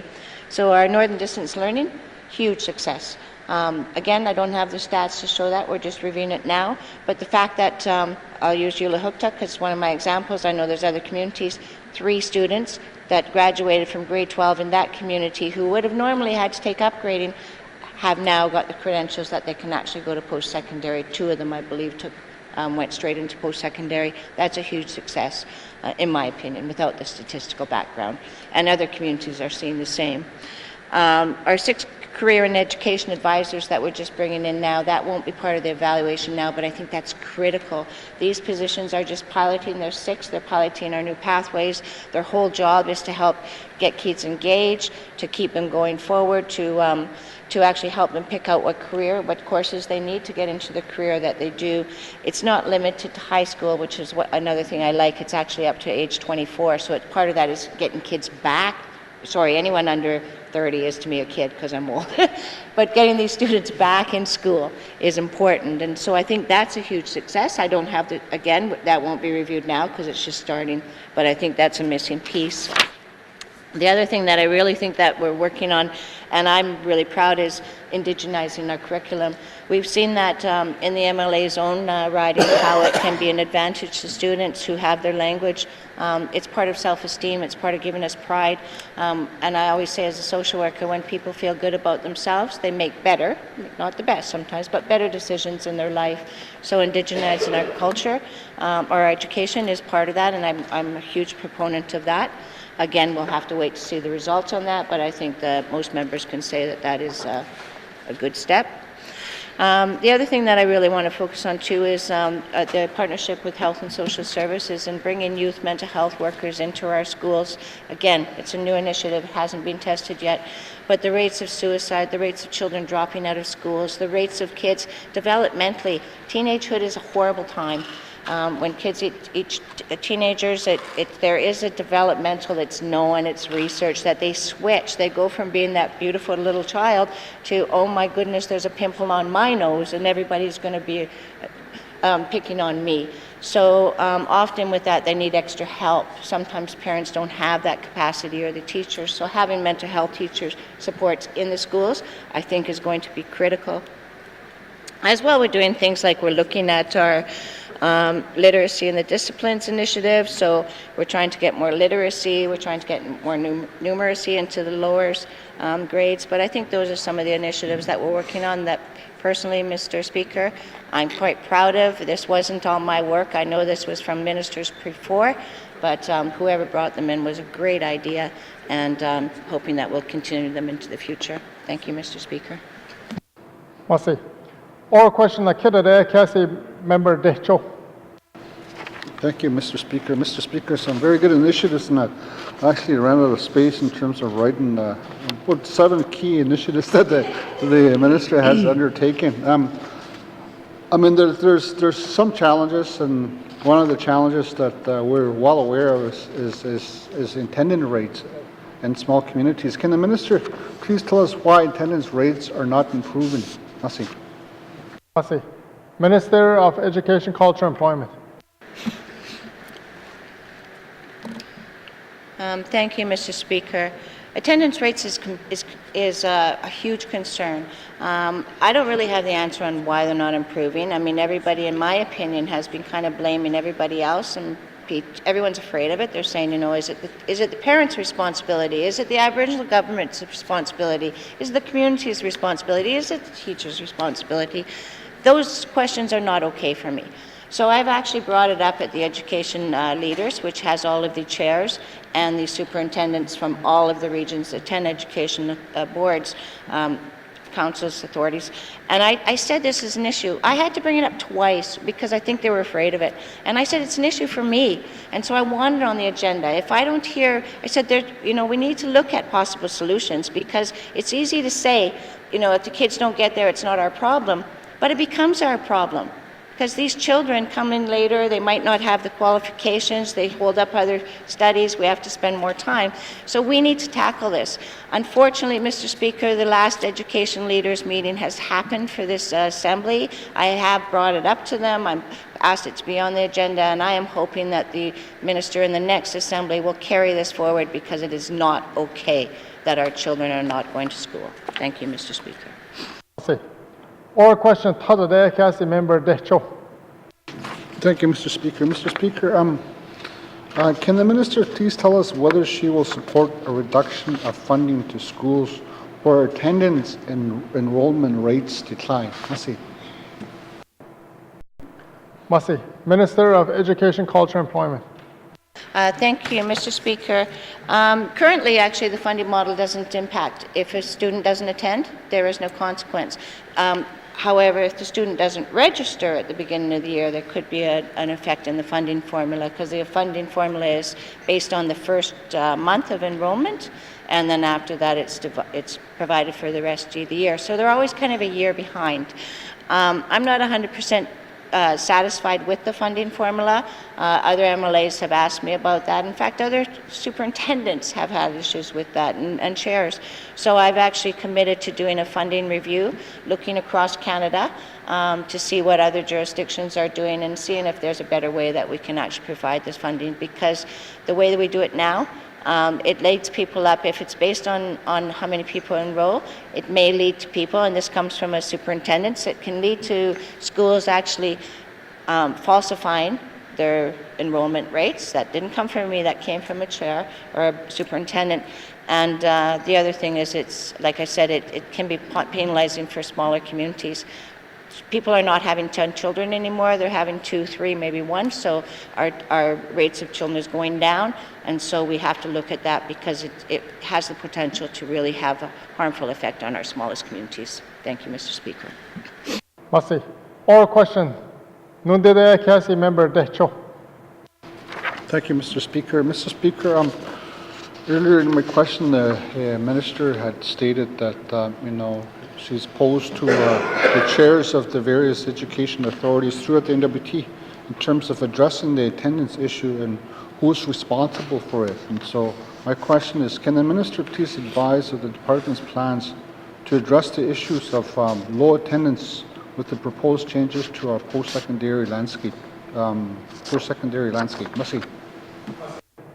Minister of Education, Culture, and Employment. Thank you, Mr. Speaker. I'm a bit confused because post-secondary education, of course, attendance is a little bit less, it's not mandatory at all, and that is about the student actually defining their own future. And so I don't think there's any post-secondary across Canada that makes attendance be a requirement. Like I said, though, there is requirements that say children that are over 6 and under 16 must be registered in school, and although it doesn't say they have to attend every day, they need to attend to be able to keep up and to be successful. So it's an issue that we need to address. I am not willing to say it's parents, I'm not willing to say it's because of residential school, I'm not willing to say it's teachers. What I am willing to say is that it's our issues as a society, and we have an obligation to take care of it, and I am hoping that the minister in the next assembly will take this as a priority, as I did, and deal with this issue. Thank you, Mr. Speaker. Merci. Oral question, Canada, the member Statutes.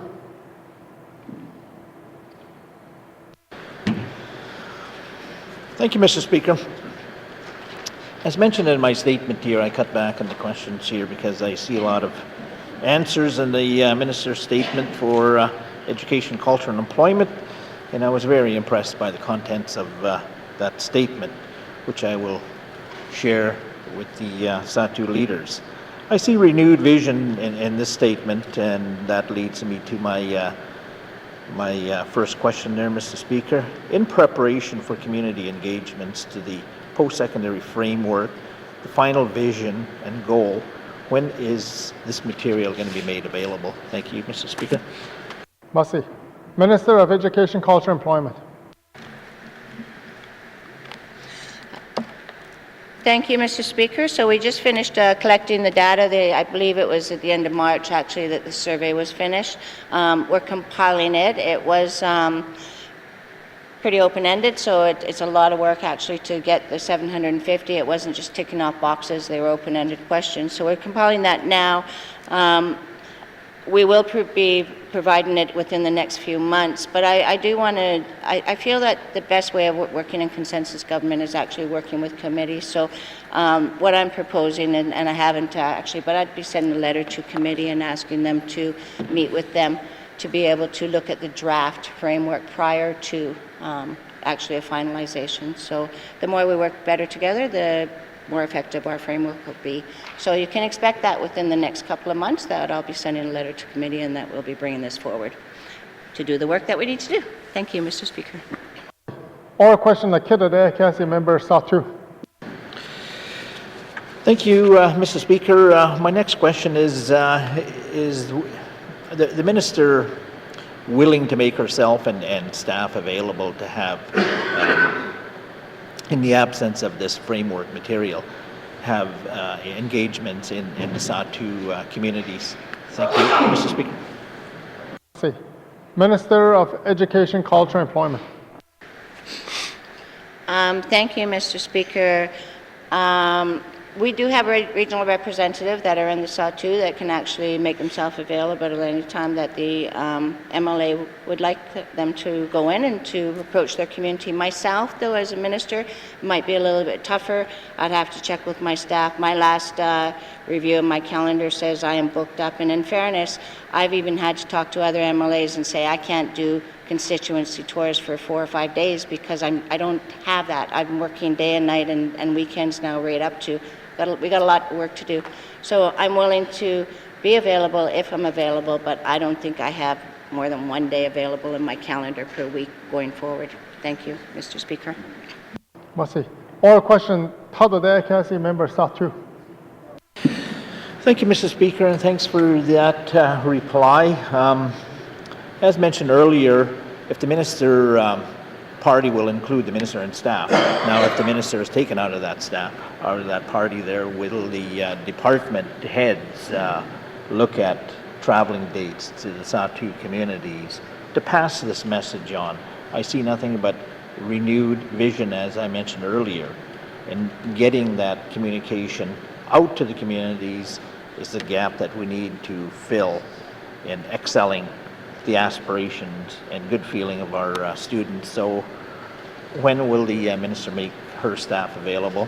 Thank you. Merci. Minister of Education, Culture, and Employment. Thank you, Mr. Speaker. What I'm hearing in that statement is that we're not doing a good enough job of actually getting out there and letting communities know, and so I do apologize for that if that is the truth. We do have regional representations. I will mandate that they actually get into the communities, all of them, not just the Satu. All of them should be going out and talking to Indigenous governments and municipal governments and principals, teachers, superintendents, etc., to be able to promote and answer any questions on our programs. So if we're falling behind on that, I will make sure that's a priority of mine to make sure that our regional reps are getting into the communities and doing their jobs. Thank you, Mr. Speaker. Merci. Oral question, Nundire, Council Member Satu. Thank you, Mr. Speaker. I look forward to working with the Minister on proposed schedule of dates and the individuals, and will the Minister commit to doing that as well so we can take advantage of the end of the school year after graduation month in June, so that the message could come from the Yellowknife head office to the smaller communities. Thank you. Minister of Education, Culture, and Employment. Thank you, Mr. Speaker. So I will commit to working with the MLA, but I also will commit to actually challenging the MLA to come to me and explain to me why, in his opinion, not on the floor here, but in his opinion, that our regional directors don't have that ability, because that is what their job is. So I'm willing to meet with the MLA and discuss why it should be that headquarters would have to go into the regions versus the people we have hired to do that. It might be a bigger issue. Thank you, Mr. Speaker. Merci. Oral question, carrying the member Tunade Woladay. Thank you, Mr. Speaker. Mr. Speaker, I have questions for the Minister of Education. Considering that early childhood development is very important way of doing business. I think the numbers are the government will save $7 to $10 on every dollar spent today of future money that could be spent on that particular youth or child. I'd like to ask the minister a question about attendance. My understanding on attendance of junior kindergarten and kindergarten, my understanding is that initially the step one is that the students will decide whether or not they're going to attend, so it's not compulsory, so they attend. And step two is if they do enroll and they do attend, but they're not treated like the other students, that even if they're enrolled in a program, they don't have to, in junior kindergarten and kindergarten, they don't have to attend. Is that correct? Thank you, Mr. Speaker. Masi. Minister of Education, Culture, and Employment. Thank you, Mr. Speaker. In all fairness, I mean, we try to get all children into programming because the greatest chance of success are actually if you do have early childhood intervention. The Act is pretty clear, though. Students, so 12.12 brackets 1 in the Education Act states that a child that is 6 or under, and I'm going to paraphrase a bit because I've summarized this from the Act, but that's the section, so it might not be the exact. Children that are 6 and older or under 16 shall, the Act is very explicit, shall register for school. Then 19 brackets 3 says children that are, they may register if they're under that age of 4. So what that says is that it's compulsory that children that are between 6 and 16 must register school. Children that are outside of that age, under 6 or over 16, may, but they don't have to. Thank you, Mr. Speaker. Oral question that Kidade, Cassie member Tunade.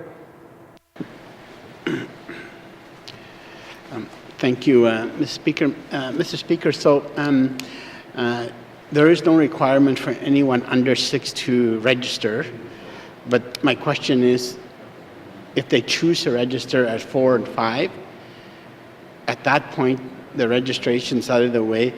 At that point, are they treated like all other students and as far as attendance goes? Thank you. Minister of Education, Culture, and Employment. Thank you, Mr. Speaker. Again, the Act in Section 27, brackets 1, again, I'm going to paraphrase because I didn't write it all down. It says that children that are between the ages of 6 and 16 shall attend. And actually, there's a financial penalty if they don't attend. I believe it's $100. We don't want to make students afraid of school. And that the parent shall ensure that the child attends as well. Under that, there is nothing that says that they have to. So no, children under 6 or over 16 are not compelled. It does not say that they shall attend. They may. Under 6 or over 16 is what I said. Thank you, Mr. Speaker. Masi. Oral question, Tatade, Cassie member Tunade. Okay, thank you, Mr. Speaker. I'm still not clear on once the person does register, whether or not they have to attend school. So I'm going to ask you a question a little bit different. How does the funding work? So if you have students that are JK and K in your school, I'm assuming that it's a per capita funding for students. So how does that work? If they register but don't attend, are they counted in the funding? Thank you. Masi. Minister of Education, Culture, and Employment. Thank you, Mr. Speaker. The calculation of the funding for JK and kindergarten is the same when it comes to people in seats, as the same as the older grades, grade 1 to grade 12, and that is any child that is registered by the beginning of the school year, end of September, I believe, that school or that school board or authority is provided funding for that child seat for the whole year. The calculation is done once a year at the end of September, and it carries forward through, and then it's done again at the next the next school year. So any child that moves in between there, if they register and they decide to drop out or they don't attend regularly, that school, that council is actually still paid for that child to be there. So it isn't a jeopardy for the student or the schools that if the child does not attend or not. In saying that, though, I had made a commitment to look at the funding formula, do a complete review of it, and those things will be taken into consideration. Thank you, Mr. Speaker. Oral question. Nundere Kasi Member Tunade Walade. Thank you. Mr. Speaker, assuming that education system is beginning to engage students that are 4 and 5 years old, I'd like to ask the Minister if students 4 and 5 years old, whether that don't register, need to have a viable alternative. Thank you. Minister of Education, Culture, and Employment. Thank you, Mr. Speaker. No, at this point, I don't believe. I mean, there could be other acts that I'm not aware of, but I do not believe personally that there is any act or law that says that a child that is not enrolled in junior kindergarten or kindergarten has to have a viable option. In fact, within our income support program, one of our productive choices says that if you're parenting a child under 3, you can actually stay home with that child, because lots of research shows that the best early childhood development for a child is actually to have their family around them, their parents, ideally their family, with support. So no, there isn't a requirement that if your child's not in junior kindergarten that you have to have something else. Thank you, Mr. Speaker. Merci. Oral question, the member Frame Lake. Merci, Monsieur le Président. Earlier today, I made a statement about land use planning in the Wekajee management area. To be clear, while I take issue with why N.W.T is picking up all the costs related to this effort, I support land use planning there. The Clichon agreement refers to a land use planning body being established by agreement.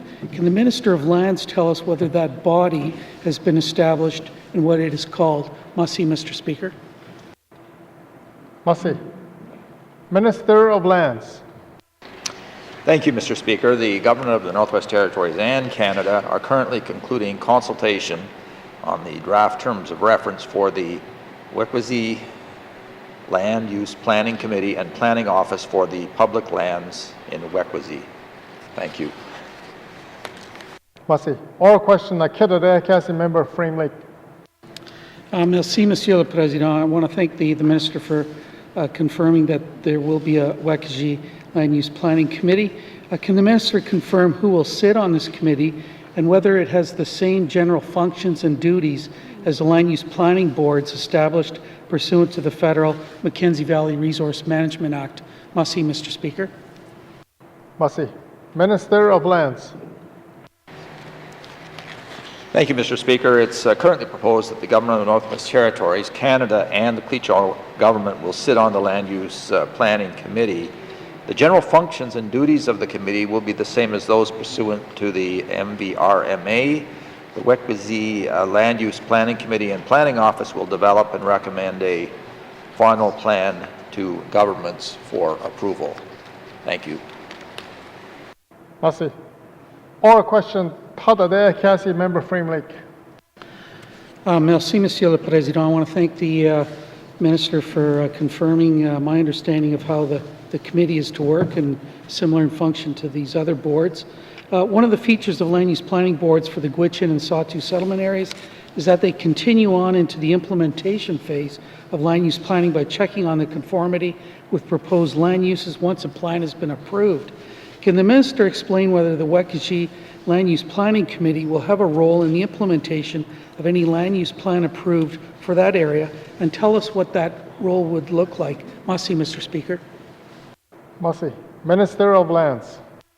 Thank you, Mr. Speaker. The proposed role of the Land Use Planning Committee in implementation is similar to that of other planning boards. That is to say, following plan approval, the committee's ongoing roles in plan implementation will include determine conformity of proposed activities with the approved plan, where proposals are referred to the committee to make the determination, consider requests for exceptions to the plan where the plan provides for such a role, monitor implementation of the plan, and carry out periodic review and make recommendations to the parties to amend the plan.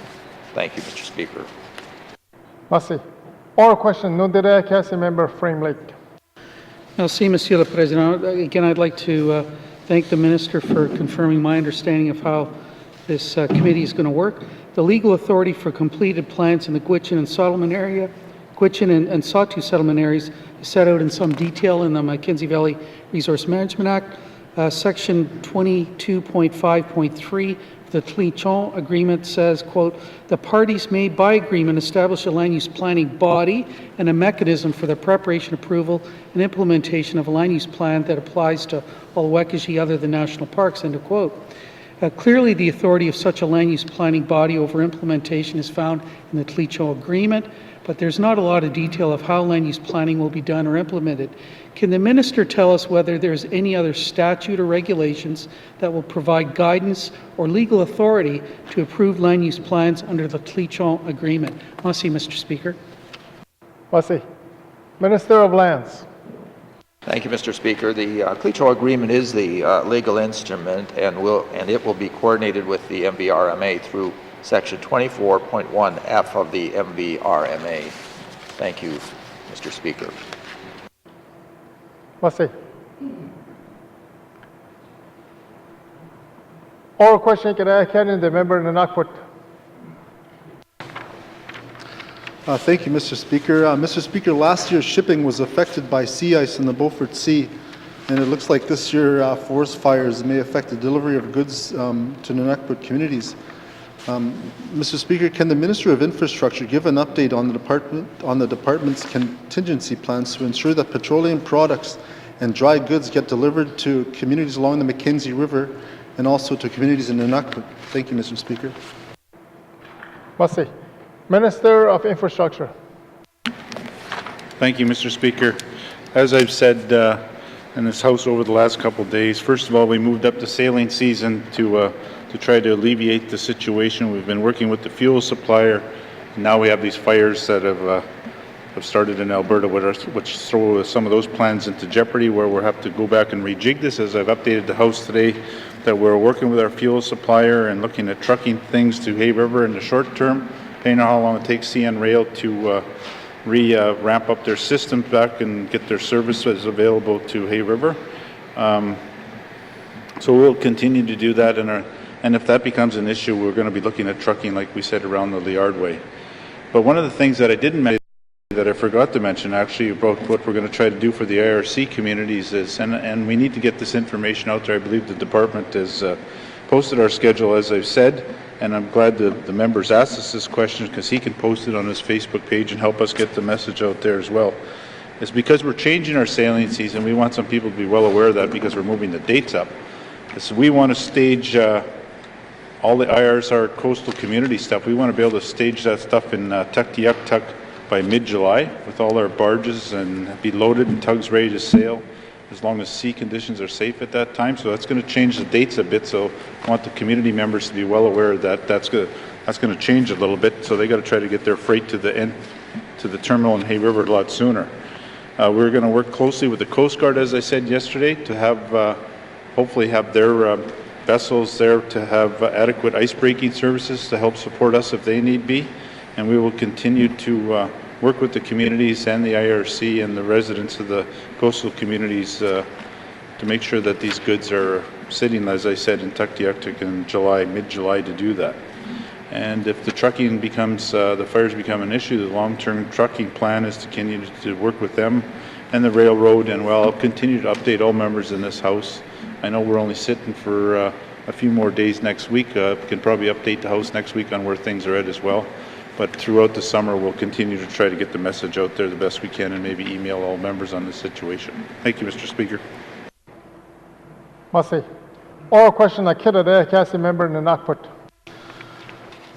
Thank you, Mr. Speaker. It's good to see that the Minister and the Department are working on the fly on issues like this. Sometimes they may get bigger and bigger as within a 24 and even a 12-hour window, as we see the fire growing in the territory. Mr. Speaker, this fire is getting bigger every day, and I'm concerned that this may have negative effects on the communities in the far north.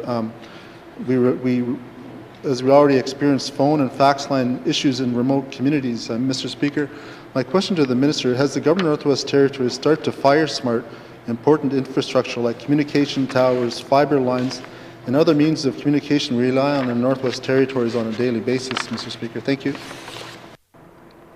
Thank you. Massey, Minister of Infrastructure. Thank you, Mr. Speaker. As I've updated House, we're monitoring these fires in Alberta as closely as we can and working with the Alberta government. The Alberta fire crews are taxed right to the max. I think they're trying to protect as much critical infrastructure as they can right across the province. There's a number of fires going on there, and they're doing the best they can, and we thank them for what they're doing, and certainly glad that our crews are able to go out there and support them as well. But we're not aware of any impacts of communication infrastructure serving the north at this time, but you know, we will keep a close eye on the situation.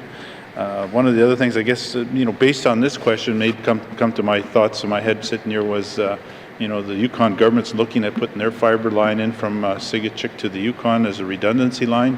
I know that's not in place right now, but that's something that will certainly be a welcome addition to have redundancy built into the system around that type of infrastructure. Thank you, Mr. Speaker. Massey. Oral question, Tada Dayakasi, member Nunakput. Oral question has expired. Written questions. Written questions. Returns to written questions. Returns to written questions. Replies to Commissioner's opening address. Replies to Commissioner's opening address. Petitions. Petitions. Reports of Standing Special Committee. Reports of Standing Special Committee. Reports of Committee on the Review of Bills. Reports of Committee on Review of Bills. Tabling of documents. Minister of Finance.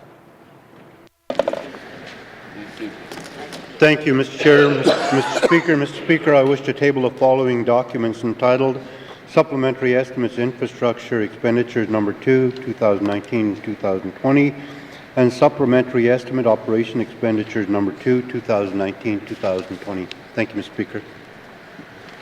Massey. Tabling of documents. Member for Cam Lake. Thank you, Mr. Speaker. Mr. Speaker, I hereby table two documents, one entitled Role of Caucus and Regular Members Caucus in Nunavut, and discussion paper on parliamentary group model. Thank you, Mr. Speaker. Massey. Tabling of documents.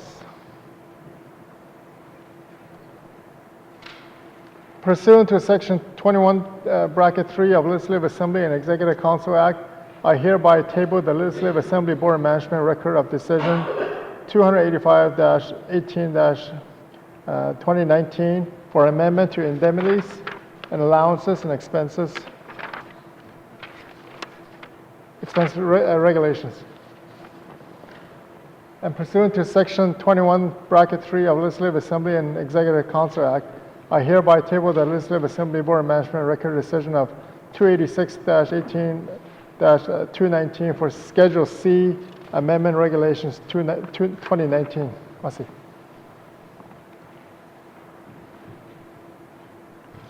Notices of motion. Notices of motion. Notices of motion for first reading of bills. Minister of Justice.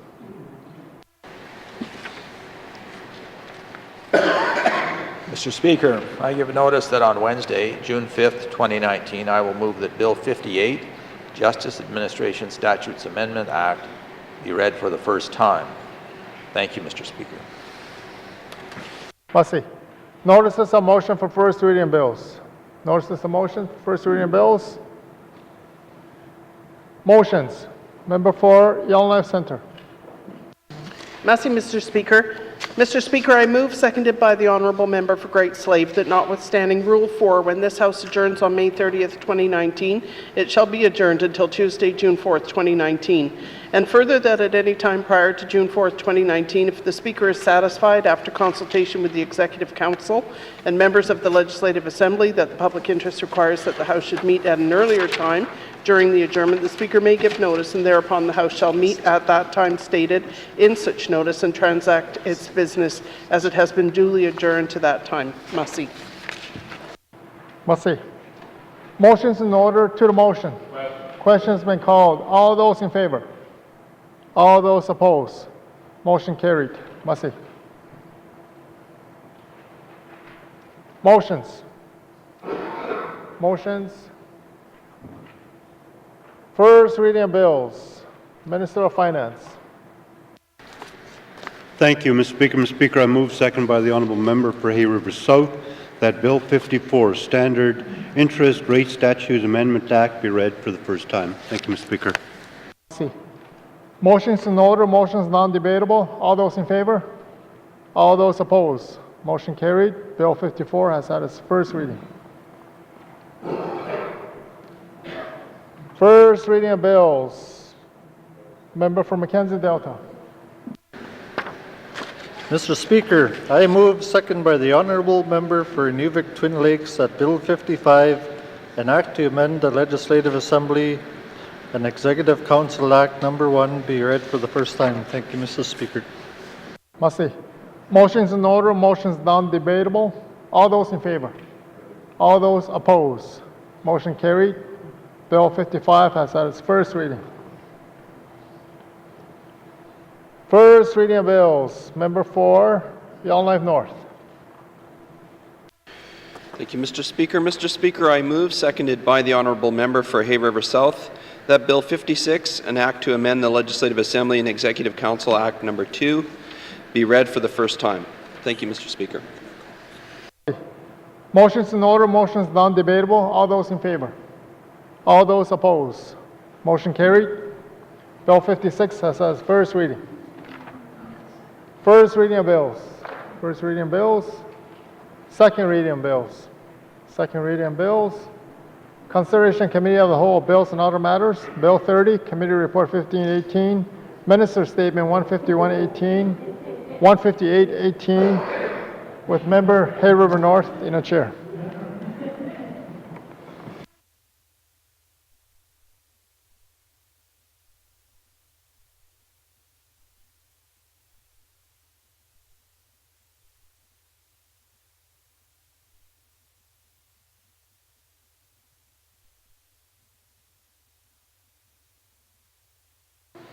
We'll now call Committee of the Whole to order. What's the wish of committee? Mr. Testart. Thank you, Mr. Chair. Committee would like to consider Committee Report 15-18(3), report on the review of Bill 30, an act to amend the Human Rights Act, and Bill 30, an act to amend the Human Rights Act. Thank you, Mr. Chair. Thank you, Mr. Testart. Does committee agree? Thank you, committee. I will ring the bells in 10 minutes. Until then, we're in recess.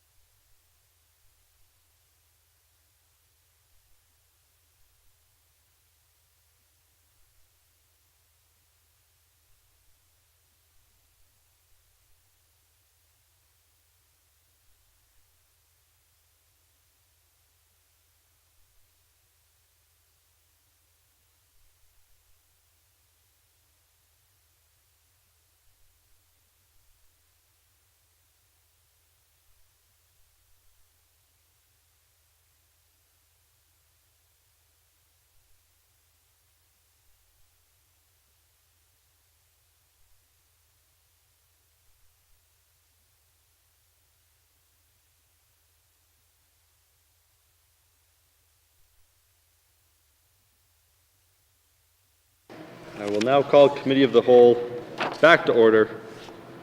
Committee, we have agreed to consider Committee Report 15-18 brackets 3, Standing Committee on Government Operations Report on the Review of Bill 30, an act to amend the Human Rights Act. I will go to the Chair of the Committee for opening comments, Mr. Testart. Thank you, Mr. Chair. The Standing Committee on Government Operations concluded its review of Bill 30 during the previous sitting of the Legislative Assembly and provided its substantive report on the record there. We discussed a number of important areas of necessary changes to the Human Rights Commission to move it to more of a restorative model that is less adversarial and requires less precise procedural and legal knowledge to participate in its proceedings. And these changes greatly modernize and update the structure, and committee supported them fully. There were a few areas of the bill that committee feels very strongly needed some tweaks, and importantly, during our public consultations on the bill, members noted that members of the public were quite interested in seeing stronger protections for genetic discrimination put into the bill, which was attempted to be moved during the clause-by-clause review and was not concurred with by the government. The minister provided lengthy reasons for that at the time. We will be considering the bill later in these proceedings, so I won't mention anything further on that point, but I do think this is good legislation. It's much needed legislation, and it's primarily driven by the review that was done by the Human Rights Commission, and will greatly serve to enhance their ability to protect, promote, and sustain the fundamental human rights afforded to the citizens of the Northwest Territories. Thank you, Mr. Chair. Thank you, Mr. Testart. Are there any general comments on the committee report? Mr. O'Reilly. Thanks, Mr. Chair. This is, again, I think a good piece of work, and I want to applaud the work that the minister did to bring the bill before the House. This is the first time that I think it's gone through a comprehensive review. The Human Rights Commission itself was behind many of the changes and shifting the system more to a restorative approach, which I think is a good thing, but also clarifying some roles and responsibilities so that our citizens can better access their human rights as well. So I support many of the changes that were made to the bill. I think there's one big outstanding issue that, of course, we're going to discuss, but good work on the part of the committee, the Human Rights Commission, and the minister to work together to get the bill where it is before us today. Thanks, Mr. Chair. Thank you, Mr. O'Reilly. Any further general comments on the report?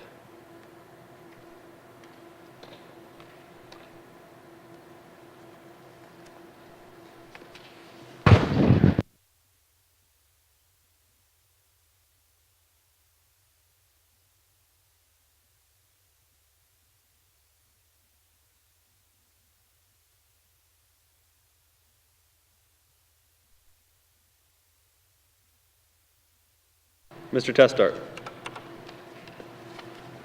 Thank you, Mr. Chair. I move that this Assembly recommends that the Human Rights Commission develop an evaluation framework for assessing the efficacy of moving to a restorative process, which includes in its methodology a gender-based analysis and an assessment of the impacts on Indigenous people, and further that the findings of this review be tabled in the Legislative Assembly in the first sitting following April 1st, 2021, at which time the amendments to the Human Rights Act made by Bill 30 will be fully implemented. Thank you, Mr. Chair.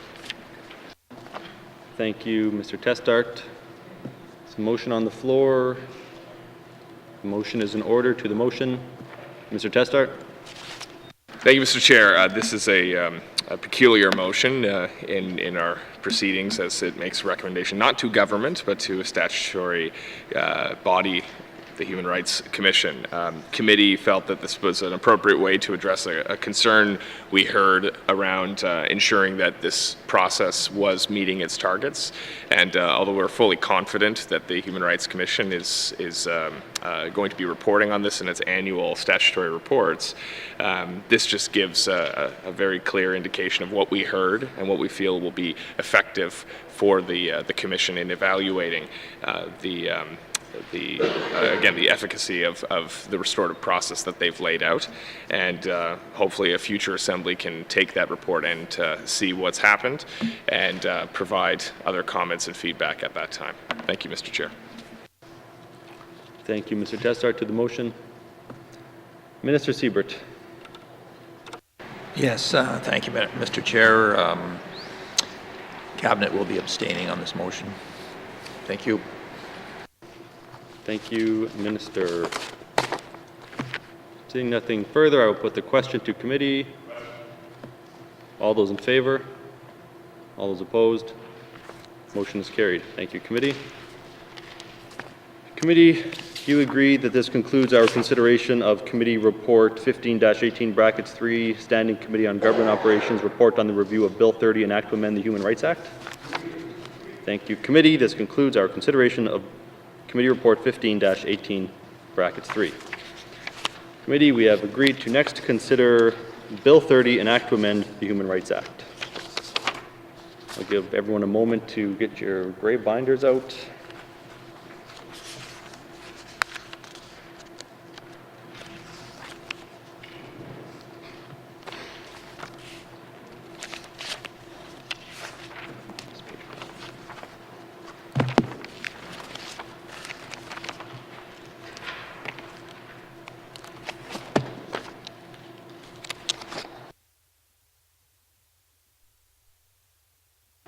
I will ask the minister responsible for the bill to introduce it. Minister Siebert. Thank you, Mr. Chair. I am here today to discuss Bill 30, an Act to amend the Human Rights Act. I would like to thank the Standing Committee on Government Operations for their review of this bill and for the constructive feedback they provided. A number of motions were made in committee, and I am pleased the bill has improved as a result. Bill 30 amends the Human Rights Act to improve the delivery of human rights services and enhance the protection of human rights in the Northwest Territories. The amendments arise from recommendations by the Human Rights Commission's Comprehensive Review Team, which brought together constitutional and human rights experts to review the N.W.T. Human Rights Act on the occasion of its 10th anniversary. Specifically, the amendments proposed fall under four major themes. First, valuing and incorporating a restorative approach throughout the human rights system and encouraging early resolution where possible. Second, improving efficiency in operations by consolidating the Commission and the Director functions into one single agency, the Human Rights Commission. Third, emphasizing the Commission's responsibility to protect and ensure the public interest through the identification of systemic discrimination and the application of broader systemic remedies. And fourth, affirming the rights of transgender and other gender-diverse persons. The bill will also make a number of non-substantive miscellaneous amendments to improve the clarity and readability of specific provisions of the Act. I would be pleased to answer any questions that members may have regarding Bill 30.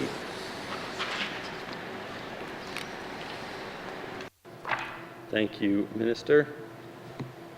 I will turn to the Chair of the Standing Committee on Government Operations, which considered the bill for any opening remarks. There is no opening remarks from the Chair. Minister, would you like to bring witnesses into the chamber? Yes, I would. Thank you, Minister. Sergeant at Arms, please escort the witnesses into the chamber.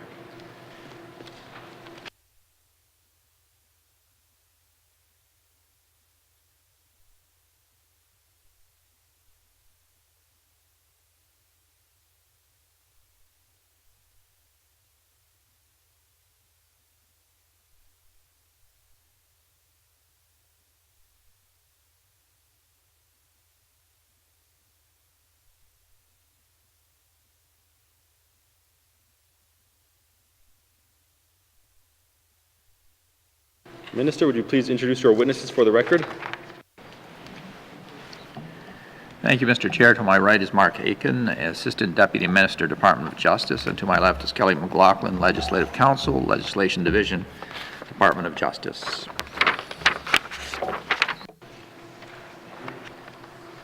Thank you. I will now open the floor to any general comments on Bill 30. First, we have Mr. Testart. Thank you, Mr. Chair. I'm hoping the minister can provide some detail on something that occurred during the course of a review of the bill. The committee, as it notes in its report, received a letter from the minister from the Canadian Life and Health Insurance Association to the Department of Justice's Assistant Deputy Minister, outlining the insurance industry's views on prohibiting discrimination on the basis of genetic characteristics. The committee understood at that time that this letter was in fact solicited by the Department of Justice. Can the minister confirm if that is true? Thank you. Thank you. Minister Siebert.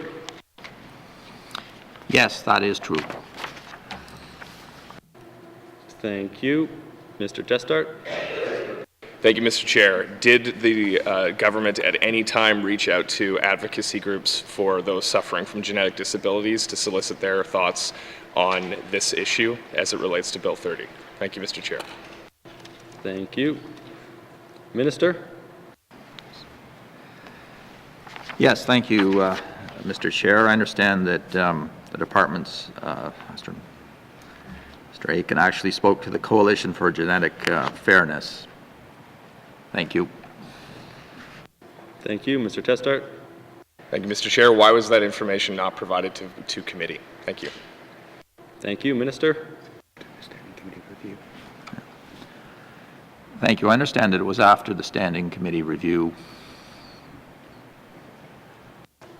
Thank you. Minister, when you're done speaking, just say thank you or something, just to let the tech people know that we can change the mic. Mr. Testart. Thank you, Mr. Chair. There was a point in time where this letter, in fact, was tabled in this assembly after committee research materials were tabled. Can the minister commit to tabling whatever correspondence he's received from the Coalition for Genetic Fairness? Thank you. Thank you. Minister. Thank you, Mr. Chair. I understand that there was no correspondence. There was some indication that they might be sending some, or were going to send some, but nothing was received. Thank you, Mr. Chair. Thank you. Mr. Testart. Thank you. Given that, can the minister relay what their feedback was on this issue? Thank you. Thank you. Minister. Yes, thank you, Mr. Chair. I wonder, since that conversation or that exchange was with Mr. Aiken, that he might respond to that. Thank you, Mr. Chair. Thank you. Mr. Aiken. Thank you, Mr. Chair. On April 4th, I had a phone call along with a policy officer from the Department of Justice with Bev Heim-Myers, and she's the chair of the Canadian Coalition for Genetic Fairness. I outlined the fact that Bill 30 was before the Assembly, that there was a proposal to bring forward motions that would add genetic characteristics as a prohibited ground. The Coalition is in support of adding genetic characteristics as a prohibited ground to the Human Rights Act. Thank you. Thank you. Mr. Testart. Thank you, Mr. Chair. Nothing further at this point. Thank you. Thank you. General comments on the bill. Anything from committee? Mr. O'Reilly. Thanks, Mr. Chair. So the minister tabled this letter from the CLHIA in the House on March the 8th. Can the minister or staff tell us whether there's been any representation to this government from either insurance brokers or individual insurance companies that they would that there might be consequences if genetic diversity was added into the bill, such as things like withdrawing potential coverage from the Northwest Territories? Have they received anything like that? Thanks, Mr. Chair. Thank you. Minister. Thank you, Mr. Chair. I understand that we did not approach any individual insurance companies or brokers. Thank you. Thank you. Mr. O'Reilly. Thanks, Mr. Chair. That wasn't really my question, but I'm glad to get that information. Has our government received any correspondence, communications from individual brokers, individual insurance companies, that they would withdraw coverage for residents of the Northwest Territories if genetic diversity were added into this bill? Thanks, Mr. Chair. Thank you. Minister. I understand that we have not received, Mr. Chair, any communications from insurance brokers or companies, but they may not be aware of this legislation or this amendment. Thank you. Thank you. Mr. O'Reilly. Thanks, Mr. Chair. I appreciate that this government has not received any communications from individual companies or brokers that anybody's going to withdraw coverage from our residents. So,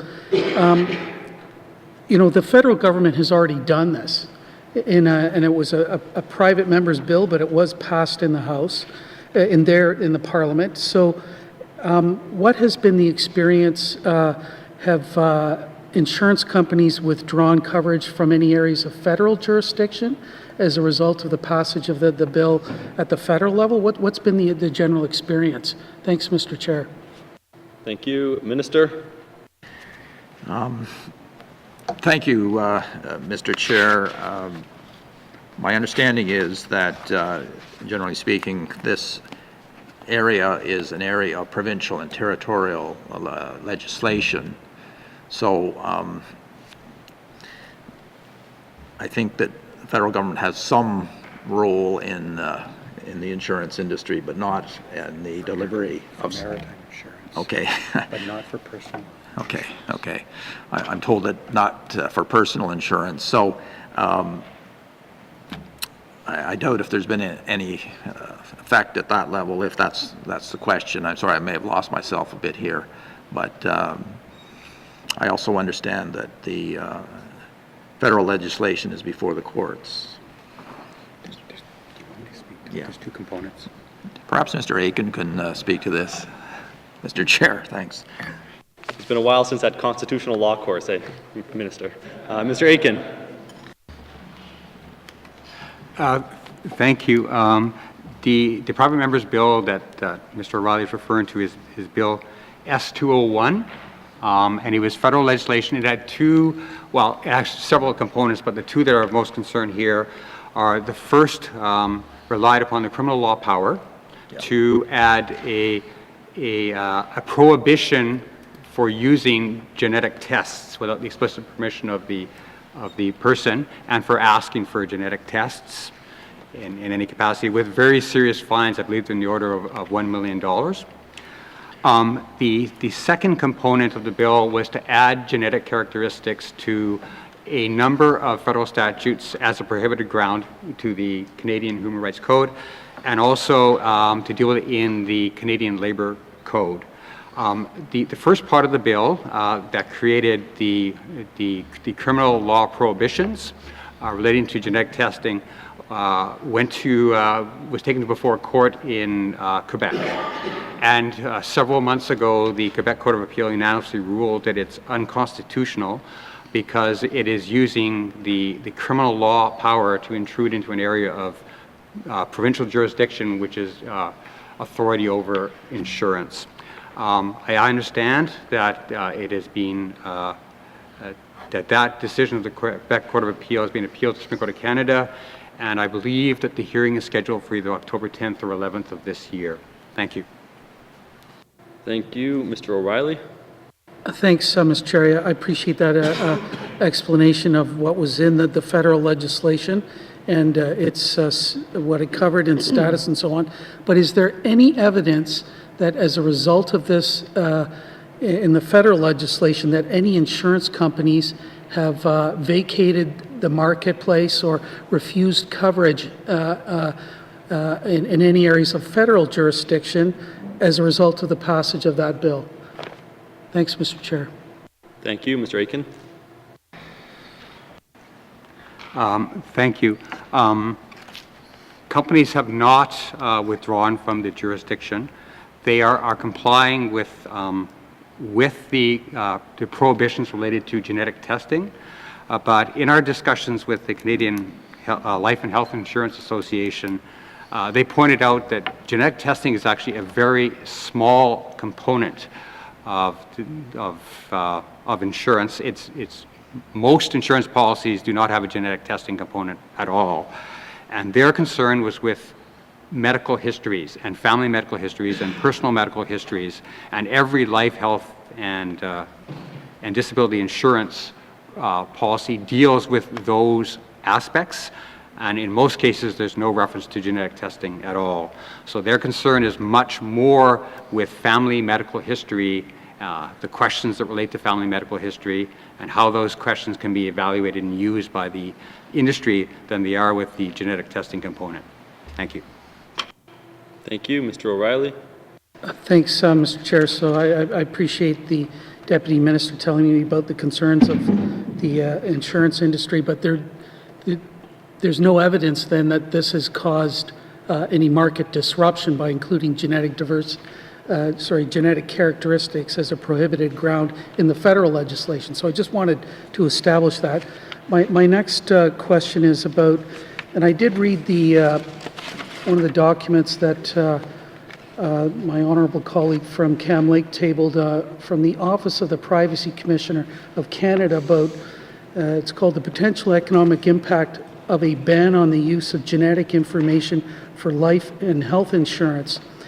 And it's a very helpful document because it helped me understand this a little bit better.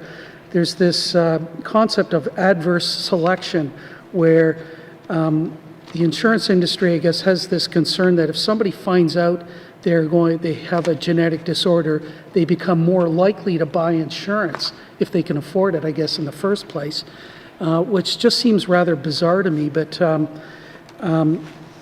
is there, the paper from the Office of the Privacy Commissioner of Canada does say, in their view, that this is not an issue, at least now, because a lot of people have not had genetic testing. This may be something that might require a change or review in the future once this becomes, people understand if they have genetic characteristics that might lead them to have medical disorders in the future. But has the department reviewed this paper by the Office of the Privacy Commissioner, and do they agree with its findings? Thanks, Mr. Chair. Thank you. Mr. Aiken. Thank you, Mr. Chair. Yes, I have reviewed the paper. In fact, I asked the Canadian Life and Health Insurance Association about the paper when we had our first call. They indicated first that they didn't agree with the conclusions about adverse selection. The second thing they said is that their concern is not so much with genetic testing, but is with the much broader area of family medical history. And so they feel that adverse selection would in fact be a factor, though, for both genetic testing and family medical history. They didn't agree with the paper. Thank you. Thank you. Mr. O'Reilly. Thanks, Mr. Chair. So just the conclusion, as I read it in the report, is we conclude that for the present and near-term future, a ban on such information would likely have no significant negative implications for insurers or for the efficient operation of markets such as life insurance. That says it all to me, Mr. Chair. I just have one other sort of general question. This notion of adverse selection, how does something like no-fault insurance work for auto insurance in BC, and in terms of people's driving records and so on? That doesn't seem to really have much. I know it's a state-run system, but they seem to have overcome that through no-fault insurance, and it hasn't collapsed. So why is this adverse selection something that our government, the department, seems to have adopted and is driving the position that Cabinet is going to take on whether genetic diversity should be included as a prohibited ground in the first place. Thanks, Mr. Chair. Thank you. Minister? Yes, of course, the insurance situation in British Columbia, the state is a state-run insurance, and as I say, the concern of the industry is that someone might have find out this genetic component and then decide to load up on insurance. That's quite different than insurance involving automobiles, I would say, because You don't have your crash. Yeah. And then go.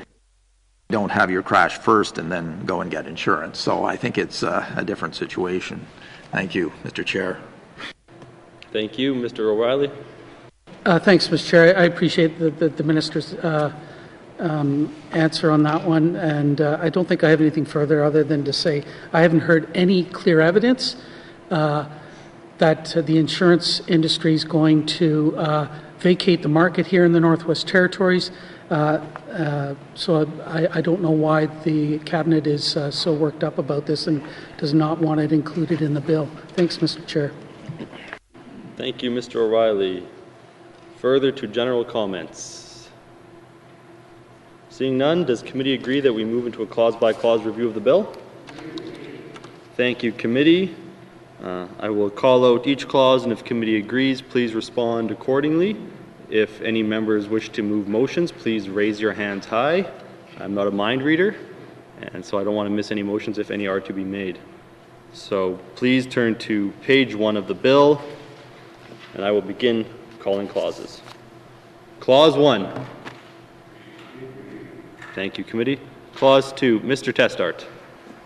Thank you, Mr. Chair. I move that Clause 2 of Bill 30 be renumbered as Subclause 2, brackets 1, and the following be added after that renumbered subclause. Brackets 2. The second recital of the preamble is amended by adding genetic characteristics after disability. Thank you, Mr. Chair. Thank you, Mr. Testart. There's a motion on the floor and is being distributed.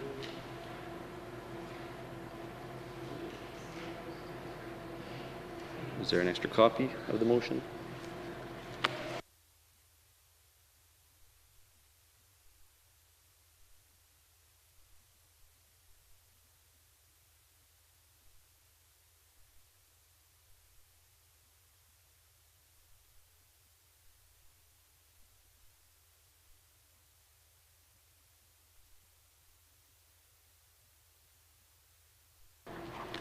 The motion is in order. To the motion, Mr. Testart. Thank you, Mr. Chair. This amendment amends the preamble of the Act to address genetic characteristics as a prohibited grounds. It is not a substantive clause, as it is a preambulatory clause. However, any subsequent amendments to address this issue are going to require it. So I will speak to just the general principles of why banning genetic discrimination is a fundamental concern that has been raised over the course of Standing Committee's review of the bill and has been discussed and debated closely by members. The Human Rights, as the Minister noted in his opening comments, the Human Rights Commission undertook a comprehensive review of the N.W.T's Human Rights Act in 2014 on the 10th anniversary of the Act's coming into force. That review, concluded in 2015, recommended the Act be amended to include a prohibition against discrimination on the basis of genetic characteristics. With the commercialization and sale of home DNA test kits by companies such as 23andMe, more and more people are undertaking genetic testing to learn more about their genetic heritage. The Human Rights Commission noted in its 2013 to 2014 annual report that genetic discrimination is an emerging area of concern regarding the treatment of individuals based on genetic characteristics. They noted there is a concern that many people may be at risk of having their genetic information used against them. This is causing people to refuse to undertake genetic testing when recommended by their doctors for fear that they may face discrimination from a prospective employer or insurance company. The Human Rights Commission stated that the N.W.T. was once seen as the forefront of human rights protections, and they would like to see it continue to play a leading role. This was communicated to the Honourable Minister of Justice in a letter by the N.W.T. Human Rights Chair, Mr. Charles Dent, dated June 24th, 2016. The GNWT opted not to include genetic characteristics as a prohibitive ground of discrimination in Bill 30. Since the Human Rights Commission's comprehensive review was completed, Canada became the last G7 nation to prohibit discrimination on the basis of genetic characteristics. Federally, Bill S-201, the Genetic Non-Discrimination Act, creates criminal offenses, as we've heard, for requiring a person to undergo or disclose the results of a genetic test in order to obtain goods or services or to enter an agreement. It also added genetic characteristics as a prohibited ground in the Canadian Human Rights Act.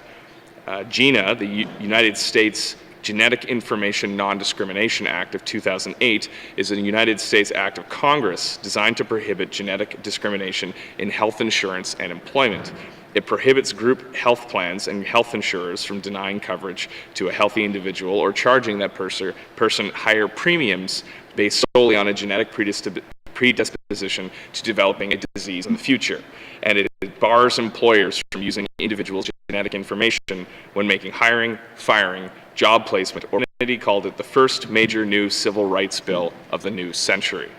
As the committee's review of the bill was drawing to a close, as we learned at the top of this committee hearing, that the minister shared a letter with the standing committee expressing the concerns of the Canadian Life and Health Insurance Association. What we have gotten through questions of the minister is this letter was solicited and perhaps driven by concerns raised by the Supreme Court challenge through the Quebec Court of Appeal. However, it's concerning to me that the genetic advocacy groups were seen as somewhat of an afterthought in a consultation on this bill. Again, this section was not added to the bill that was brought before committee, and this consultation letter that was brought forward was after the bill had already been through the committee review process. I acknowledge that there is a concern, and when you're treading new ground, there's often people who will have to adapt to those circumstances. However, there's been substantial study done on this issue by both the Senate of Canada, the Federal Information and Privacy Commissioner, and other industry and advocacy groups that have presented no compelling evidence that it will adversely affect the provision of insurance in a jurisdiction, the rates of premiums, or any other substantive matter that would impact the ability for Northerners to obtain health insurance or other forms of insurance. The hypothetical that was posited by the minister just recently about an individual who was diagnosed with, let's say, Huntington's disease and then decided to buy 30 insurance policies and not be allowed to be knocked off of that because of a genetic condition, I think is a long shot. I think people who are diagnosed with chronic medical diseases have a lot more to worry about than exploiting the insurance system for personal gain, and I think that should not be the basis for this concern. I think the basis of this concern should be relying on what we heard from the public. And when standing committee went on the road and consulted with Northerners directly, the question was put to all those who attended on, should this bill ban genetic discrimination? And it was universally thought that that should take place. In a small community like Fort McPherson to our hearings in Yellowknife. And this is something that I believe is strongly supported by the public.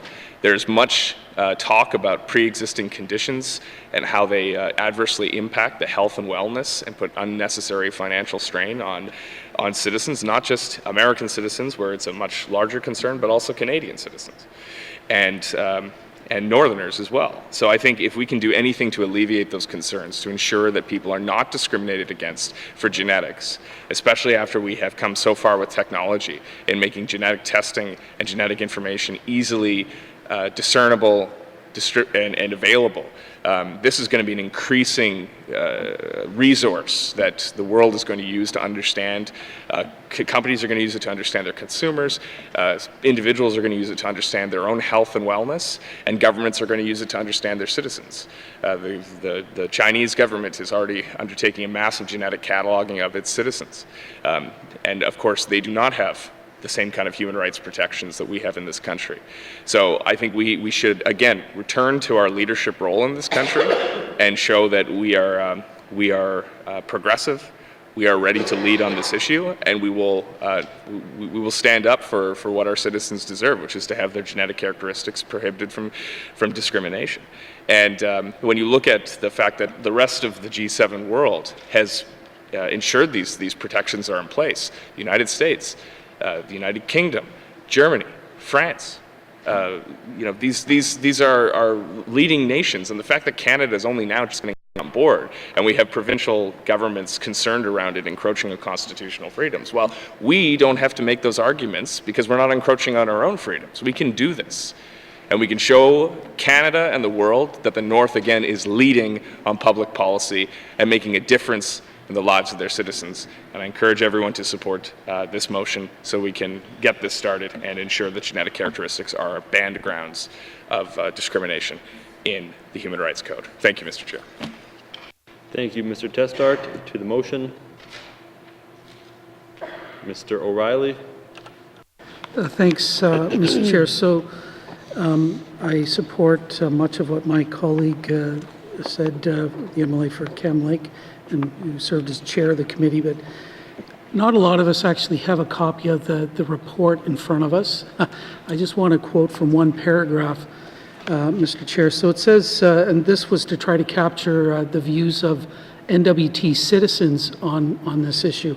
In each of the smaller communities to which the committee traveled, committee heard support for the inclusion of genetic characteristics as a prohibited ground of discrimination under the Act. Mr. Mike Keyser, a Parks Canada employee from Fort Smith, expressed his support for prohibiting discrimination on the basis of genetic characteristics.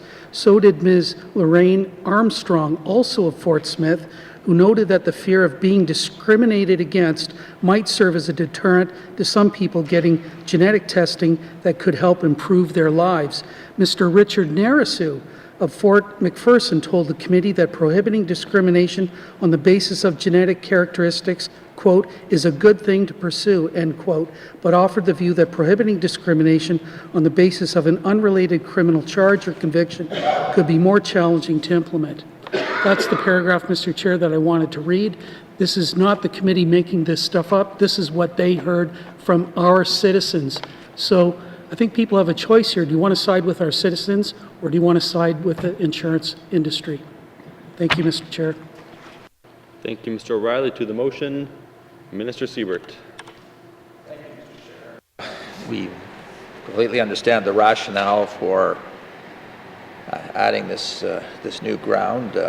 While I will talk about insurance, our main concerns are not related to the interests of the insurance industry, but rather to the interests of our residents.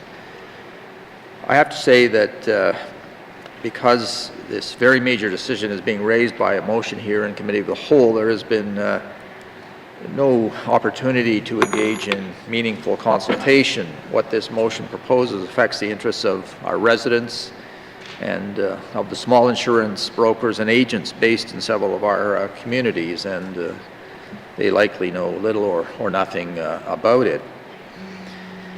It is an important point because this is a very significant change to our human rights legislation and is in no way routine.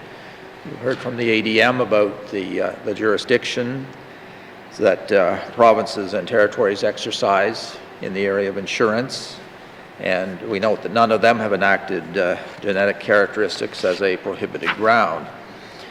It is not that there has been any lack of opportunity at the provincial or territorial level. Since 2016, every province and territory in Canada except Newfoundland and Labrador has amended their Human Rights Act or Code, and 8 of them have dealt with their prohibited grounds. None of them have taken the leap proposed in this motion. There has to be a reason if we proceed in the absence of others, it makes us vulnerable. Since we became aware of the issue, we have been doing the research we can, and we have consulted with both the Canadian Life and Health Insurance Association and Industry Association, and with the Coalition for Genetic Fairness, an NGO advocating for the rights of Canadians who face genetic illnesses and conditions. What we have learned leaves us very concerned that adding genetic characteristics as a prohibited ground could dramatically affect the future ability of N.W.T. residents to purchase life, health, or disability insurance. Again, our concern is related to the ability of our residents to obtain the insurance they need. Our research has shown that questions about personal health and family history are critical to the process by which insurance companies evaluate the premiums for a policy or decide whether to issue a policy at all. This risk evaluation process is called underwriting. The Northwest Territories is a very small market for insurance providers. We are not Ontario. Given that the questions asked of applicants for life, health, or disability insurance, or the information obtained from their doctors are intended to ascertain genetic characteristics for the purpose of determining risk, it would seem likely to place the insurance provider squarely in violation of the N.W.T. Human Rights Act if it is amended as proposed in this motion. Given that, individual insurance companies would either have to develop an entirely new process for underwriting insurance in the N.W.T. market, or they could opt to no longer offer their life, health, or disability insurance products in this jurisdiction. Insurance companies are by their nature risk adverse. Balancing the value of the business resulting from this very small market against the risks and costs, we fear that insurance companies would make an obvious business decision and perhaps walk away from this market. In the last sitting, I tabled a letter from the president of the Canadian Life and Health Insurance Association dated March 5th, and in carefully guarded language, it suggests this very prospect. The letter states, quote, that if the Northwest Territories were to adopt such an approach, it could put the territory very much offside the prevailing market rules across Canada and could negatively affect accessibility to affordable insurance products to the residents of the Northwest Territories going forward. End of quote. If insurance companies do withdraw from the N.W.T. market, it is not open to our residents to purchase life, health, or disability insurance in another jurisdiction. Insurance can only be issued by a company licensed in accordance with the laws of the jurisdiction of the applicant's residence. In this case, the N.W.T. Insurance Act. So our residents would have no option to look elsewhere to buy insurance. It is worth noting that this concern stretches beyond individual applicants seeking life, health, or disability insurance, but to those participating in group plans, such as employees in our public service. Our research has shown that some of the benefits now made available as supplemental options are based on the provision of individual information that might also be offside the amended Human Rights Act. For that reason, Cabinet will be opposing this motion. Thank you. Thank you, Minister Siebert. Next on the list, we have Mr. Van Tine.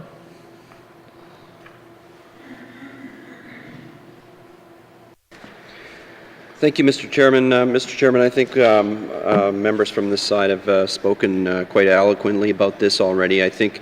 But one of the points that I have raised with the committee in the past in deliberations or discussions on this is that we're already very aware that early detection of genetic defects or propensity to illness is a benefit to an individual.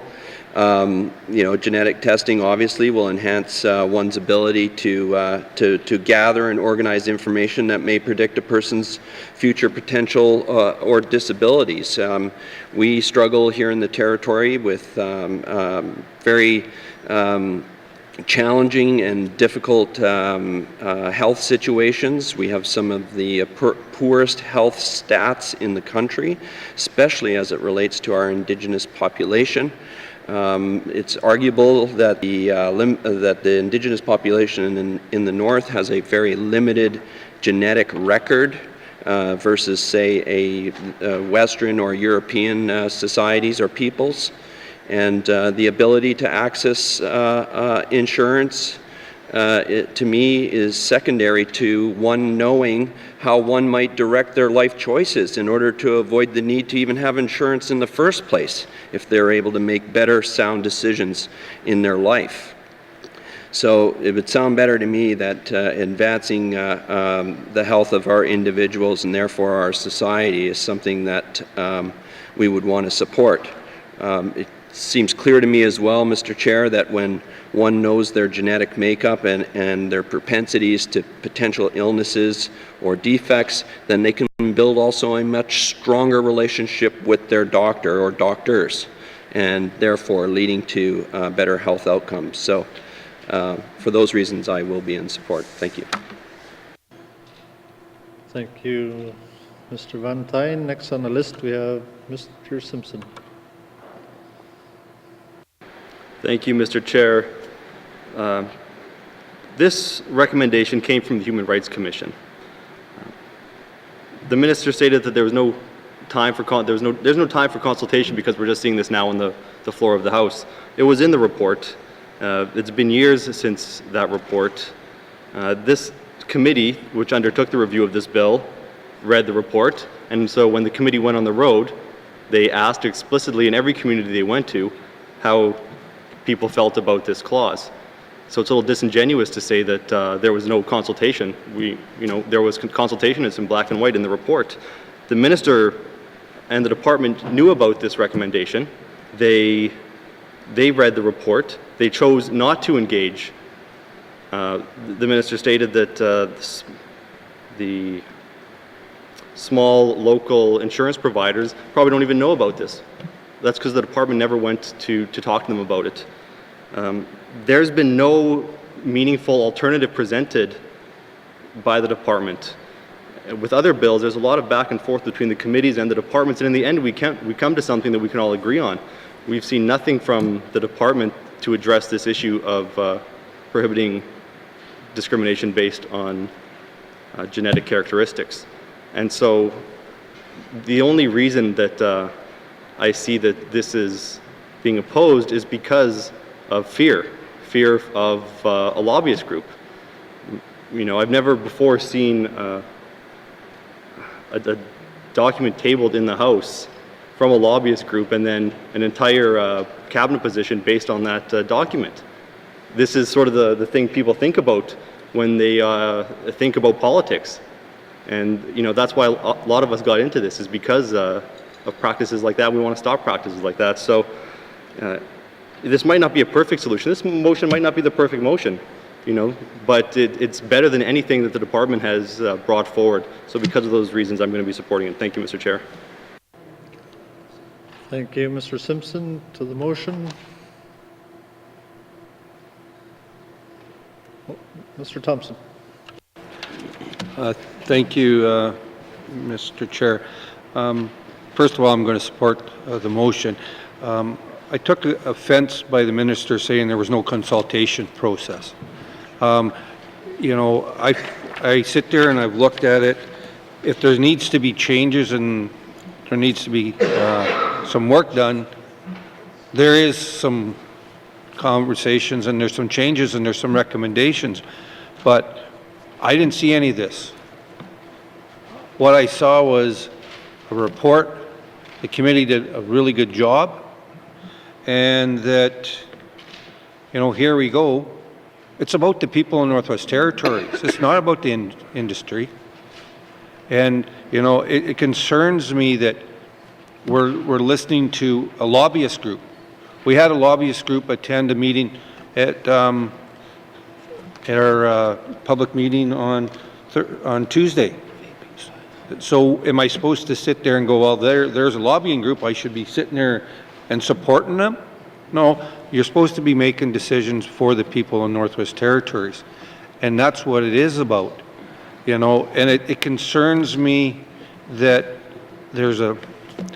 we're being scared of the insurance company. So I think the colleagues on this side here have spoke well about this, and I can't add anything further except I will be supporting this motion. Thank you, Mr. Chair. Thank you, Mr. Thompson. To the motion, Ms. Green. Thank you, Mr. Chair. Mr. Chair, I am in support of this motion because I'm in support of evidence-based decision-making. I've talked about it consistently through the life of this Assembly. I what I have heard and seen from the evidence that the committee has collected, this amendment that they are proposing is a reasonable amendment. I haven't heard any reason that it should not be adopted on the evidence. I've heard a lot of speculation instead from the government side of the House.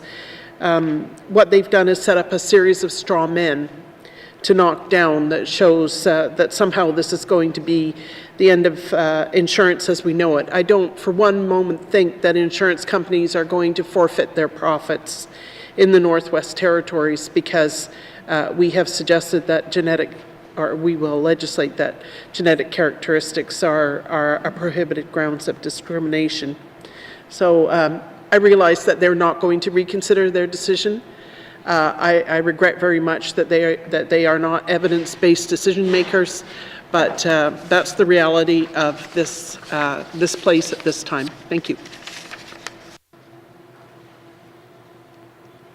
Thank you, Ms. Green. To the motion. Question has been called. The member has requested a recorded vote.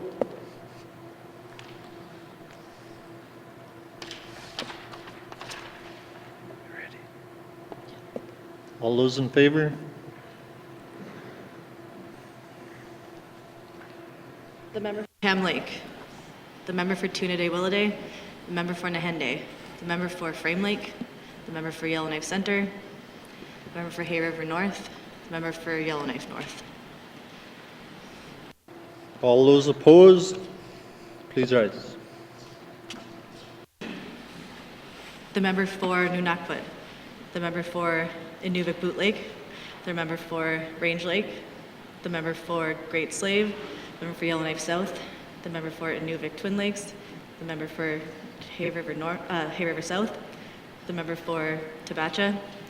The member for Satu. And the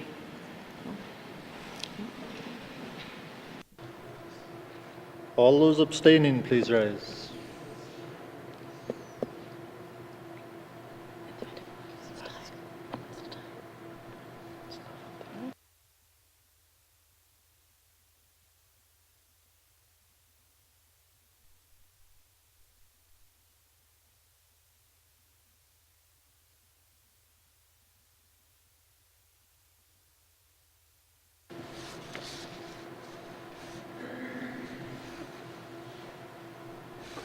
The results of the recorded vote, all those in favor, 7, all those opposed, 9, the motion is defeated.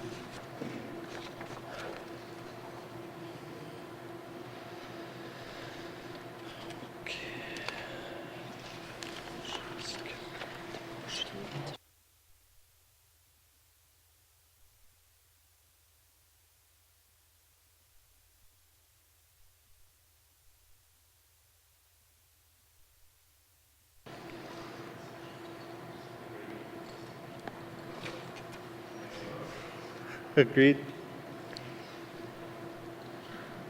Clause 3 and 4. Agreed. Clause 5. Agreed. Thank you.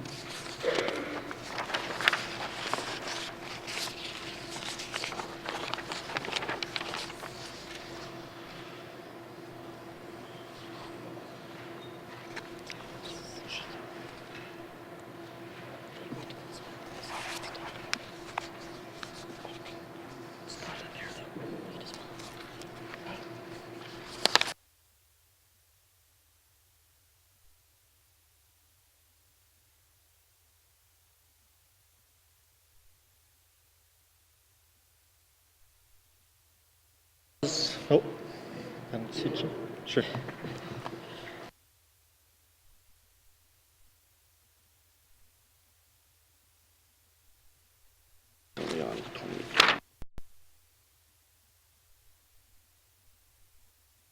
Clauses 6 to 10.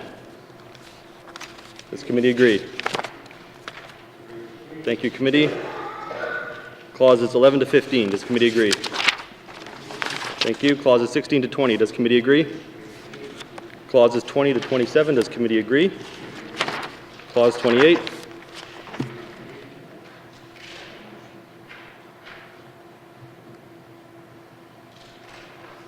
Someone.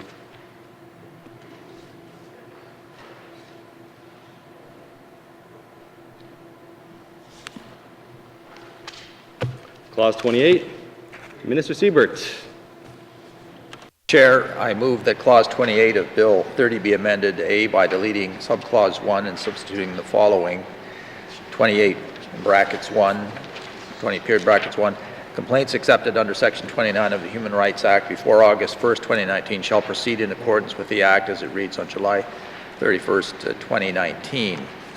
B, in subclause 2 by striking out March 31st, 2019 and substituting July 31st, 2019. Thank you, Mr. Chair. Thank you, Minister Siebert. The motion is being distributed. The motion is in order to the motion. Question has been called. All those in favor? All those opposed? Motion is carried. Thank you, committee. To clause 28 as amended. Does committee agree? Thank you, committee. Clause 29. Minister Siebert. Mr. Chair, I move that subclause 29 brackets 1 of Bill 30 be amended by striking out April 1st, 2019. Thank you, Mr. Chair. Thank you, Minister. There's a motion on the floor. It's being distributed. The motion is in order. To the motion, I will put the question to the committee. All those in favor? All those opposed? The motion is carried. To clause 29 as amended. Does committee agree? Thank you, committee. That was the last clause. We will return to the bill number and title. Bill 30, an act to amend the Human Rights Act as amended. Does committee agree? Thank you. Mr. Testart. Thank you, Mr. Chair. I move that Bill 30, an act to amend the Human Rights Act, be ordered read for a third time as amended. Thank you, Mr. Chair. Thank you, Mr. Testart. There is a motion on the floor to the motion. The question has been called. All those in favor? All those opposed? The motion is carried.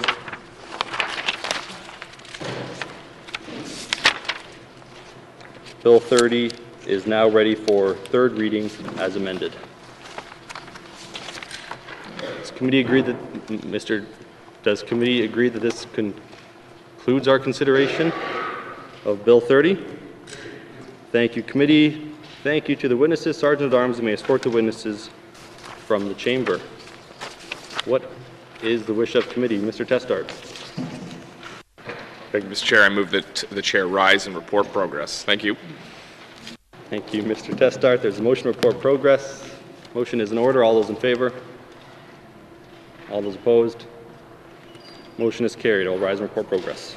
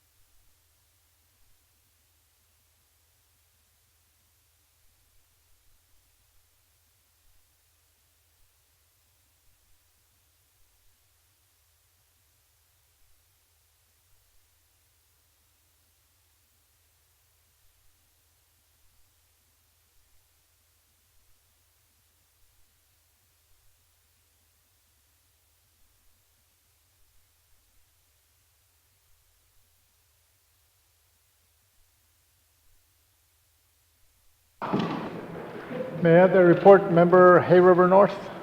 Mr.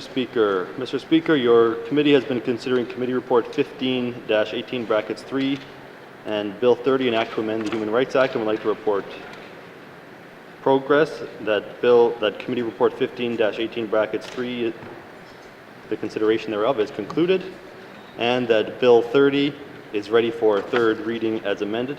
And Mr. Speaker, I move, seconded by the member for Mackenzie Delta, that the report of the Committee of the Whole be concurred with. Merci. Motion's in order. All those in favor? All those opposed? Motion carried. Merci.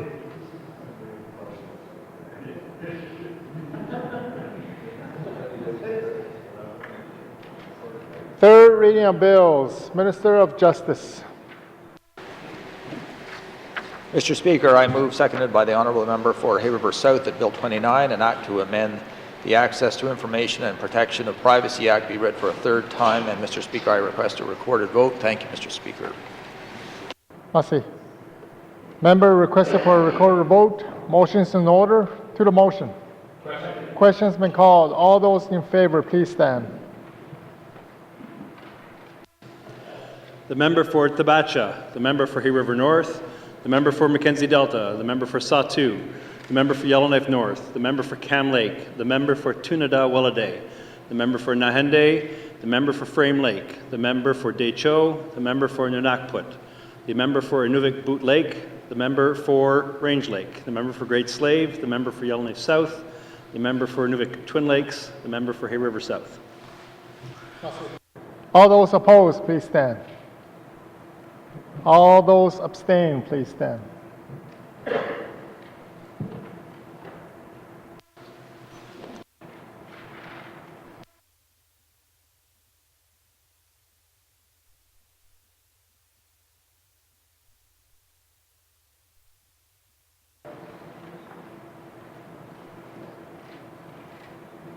The result of the recorded vote, 17 in favor, 0 opposed, 0 abstention, motion carried. Bill 29 has had a third reading.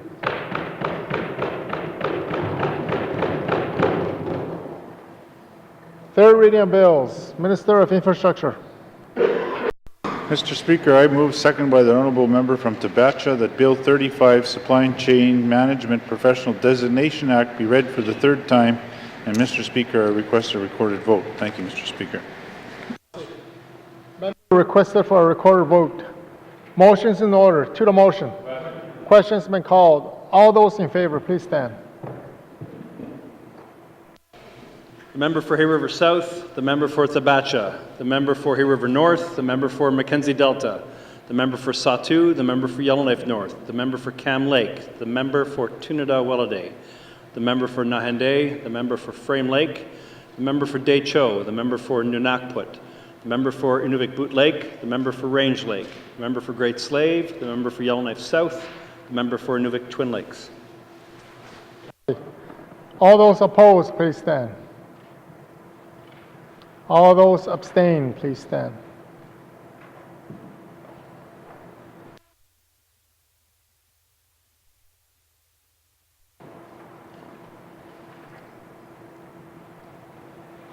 The results are recorded vote, 17 in favor, 0 opposed, 0 abstention. Motion carried. Bill 35 has had a third reading.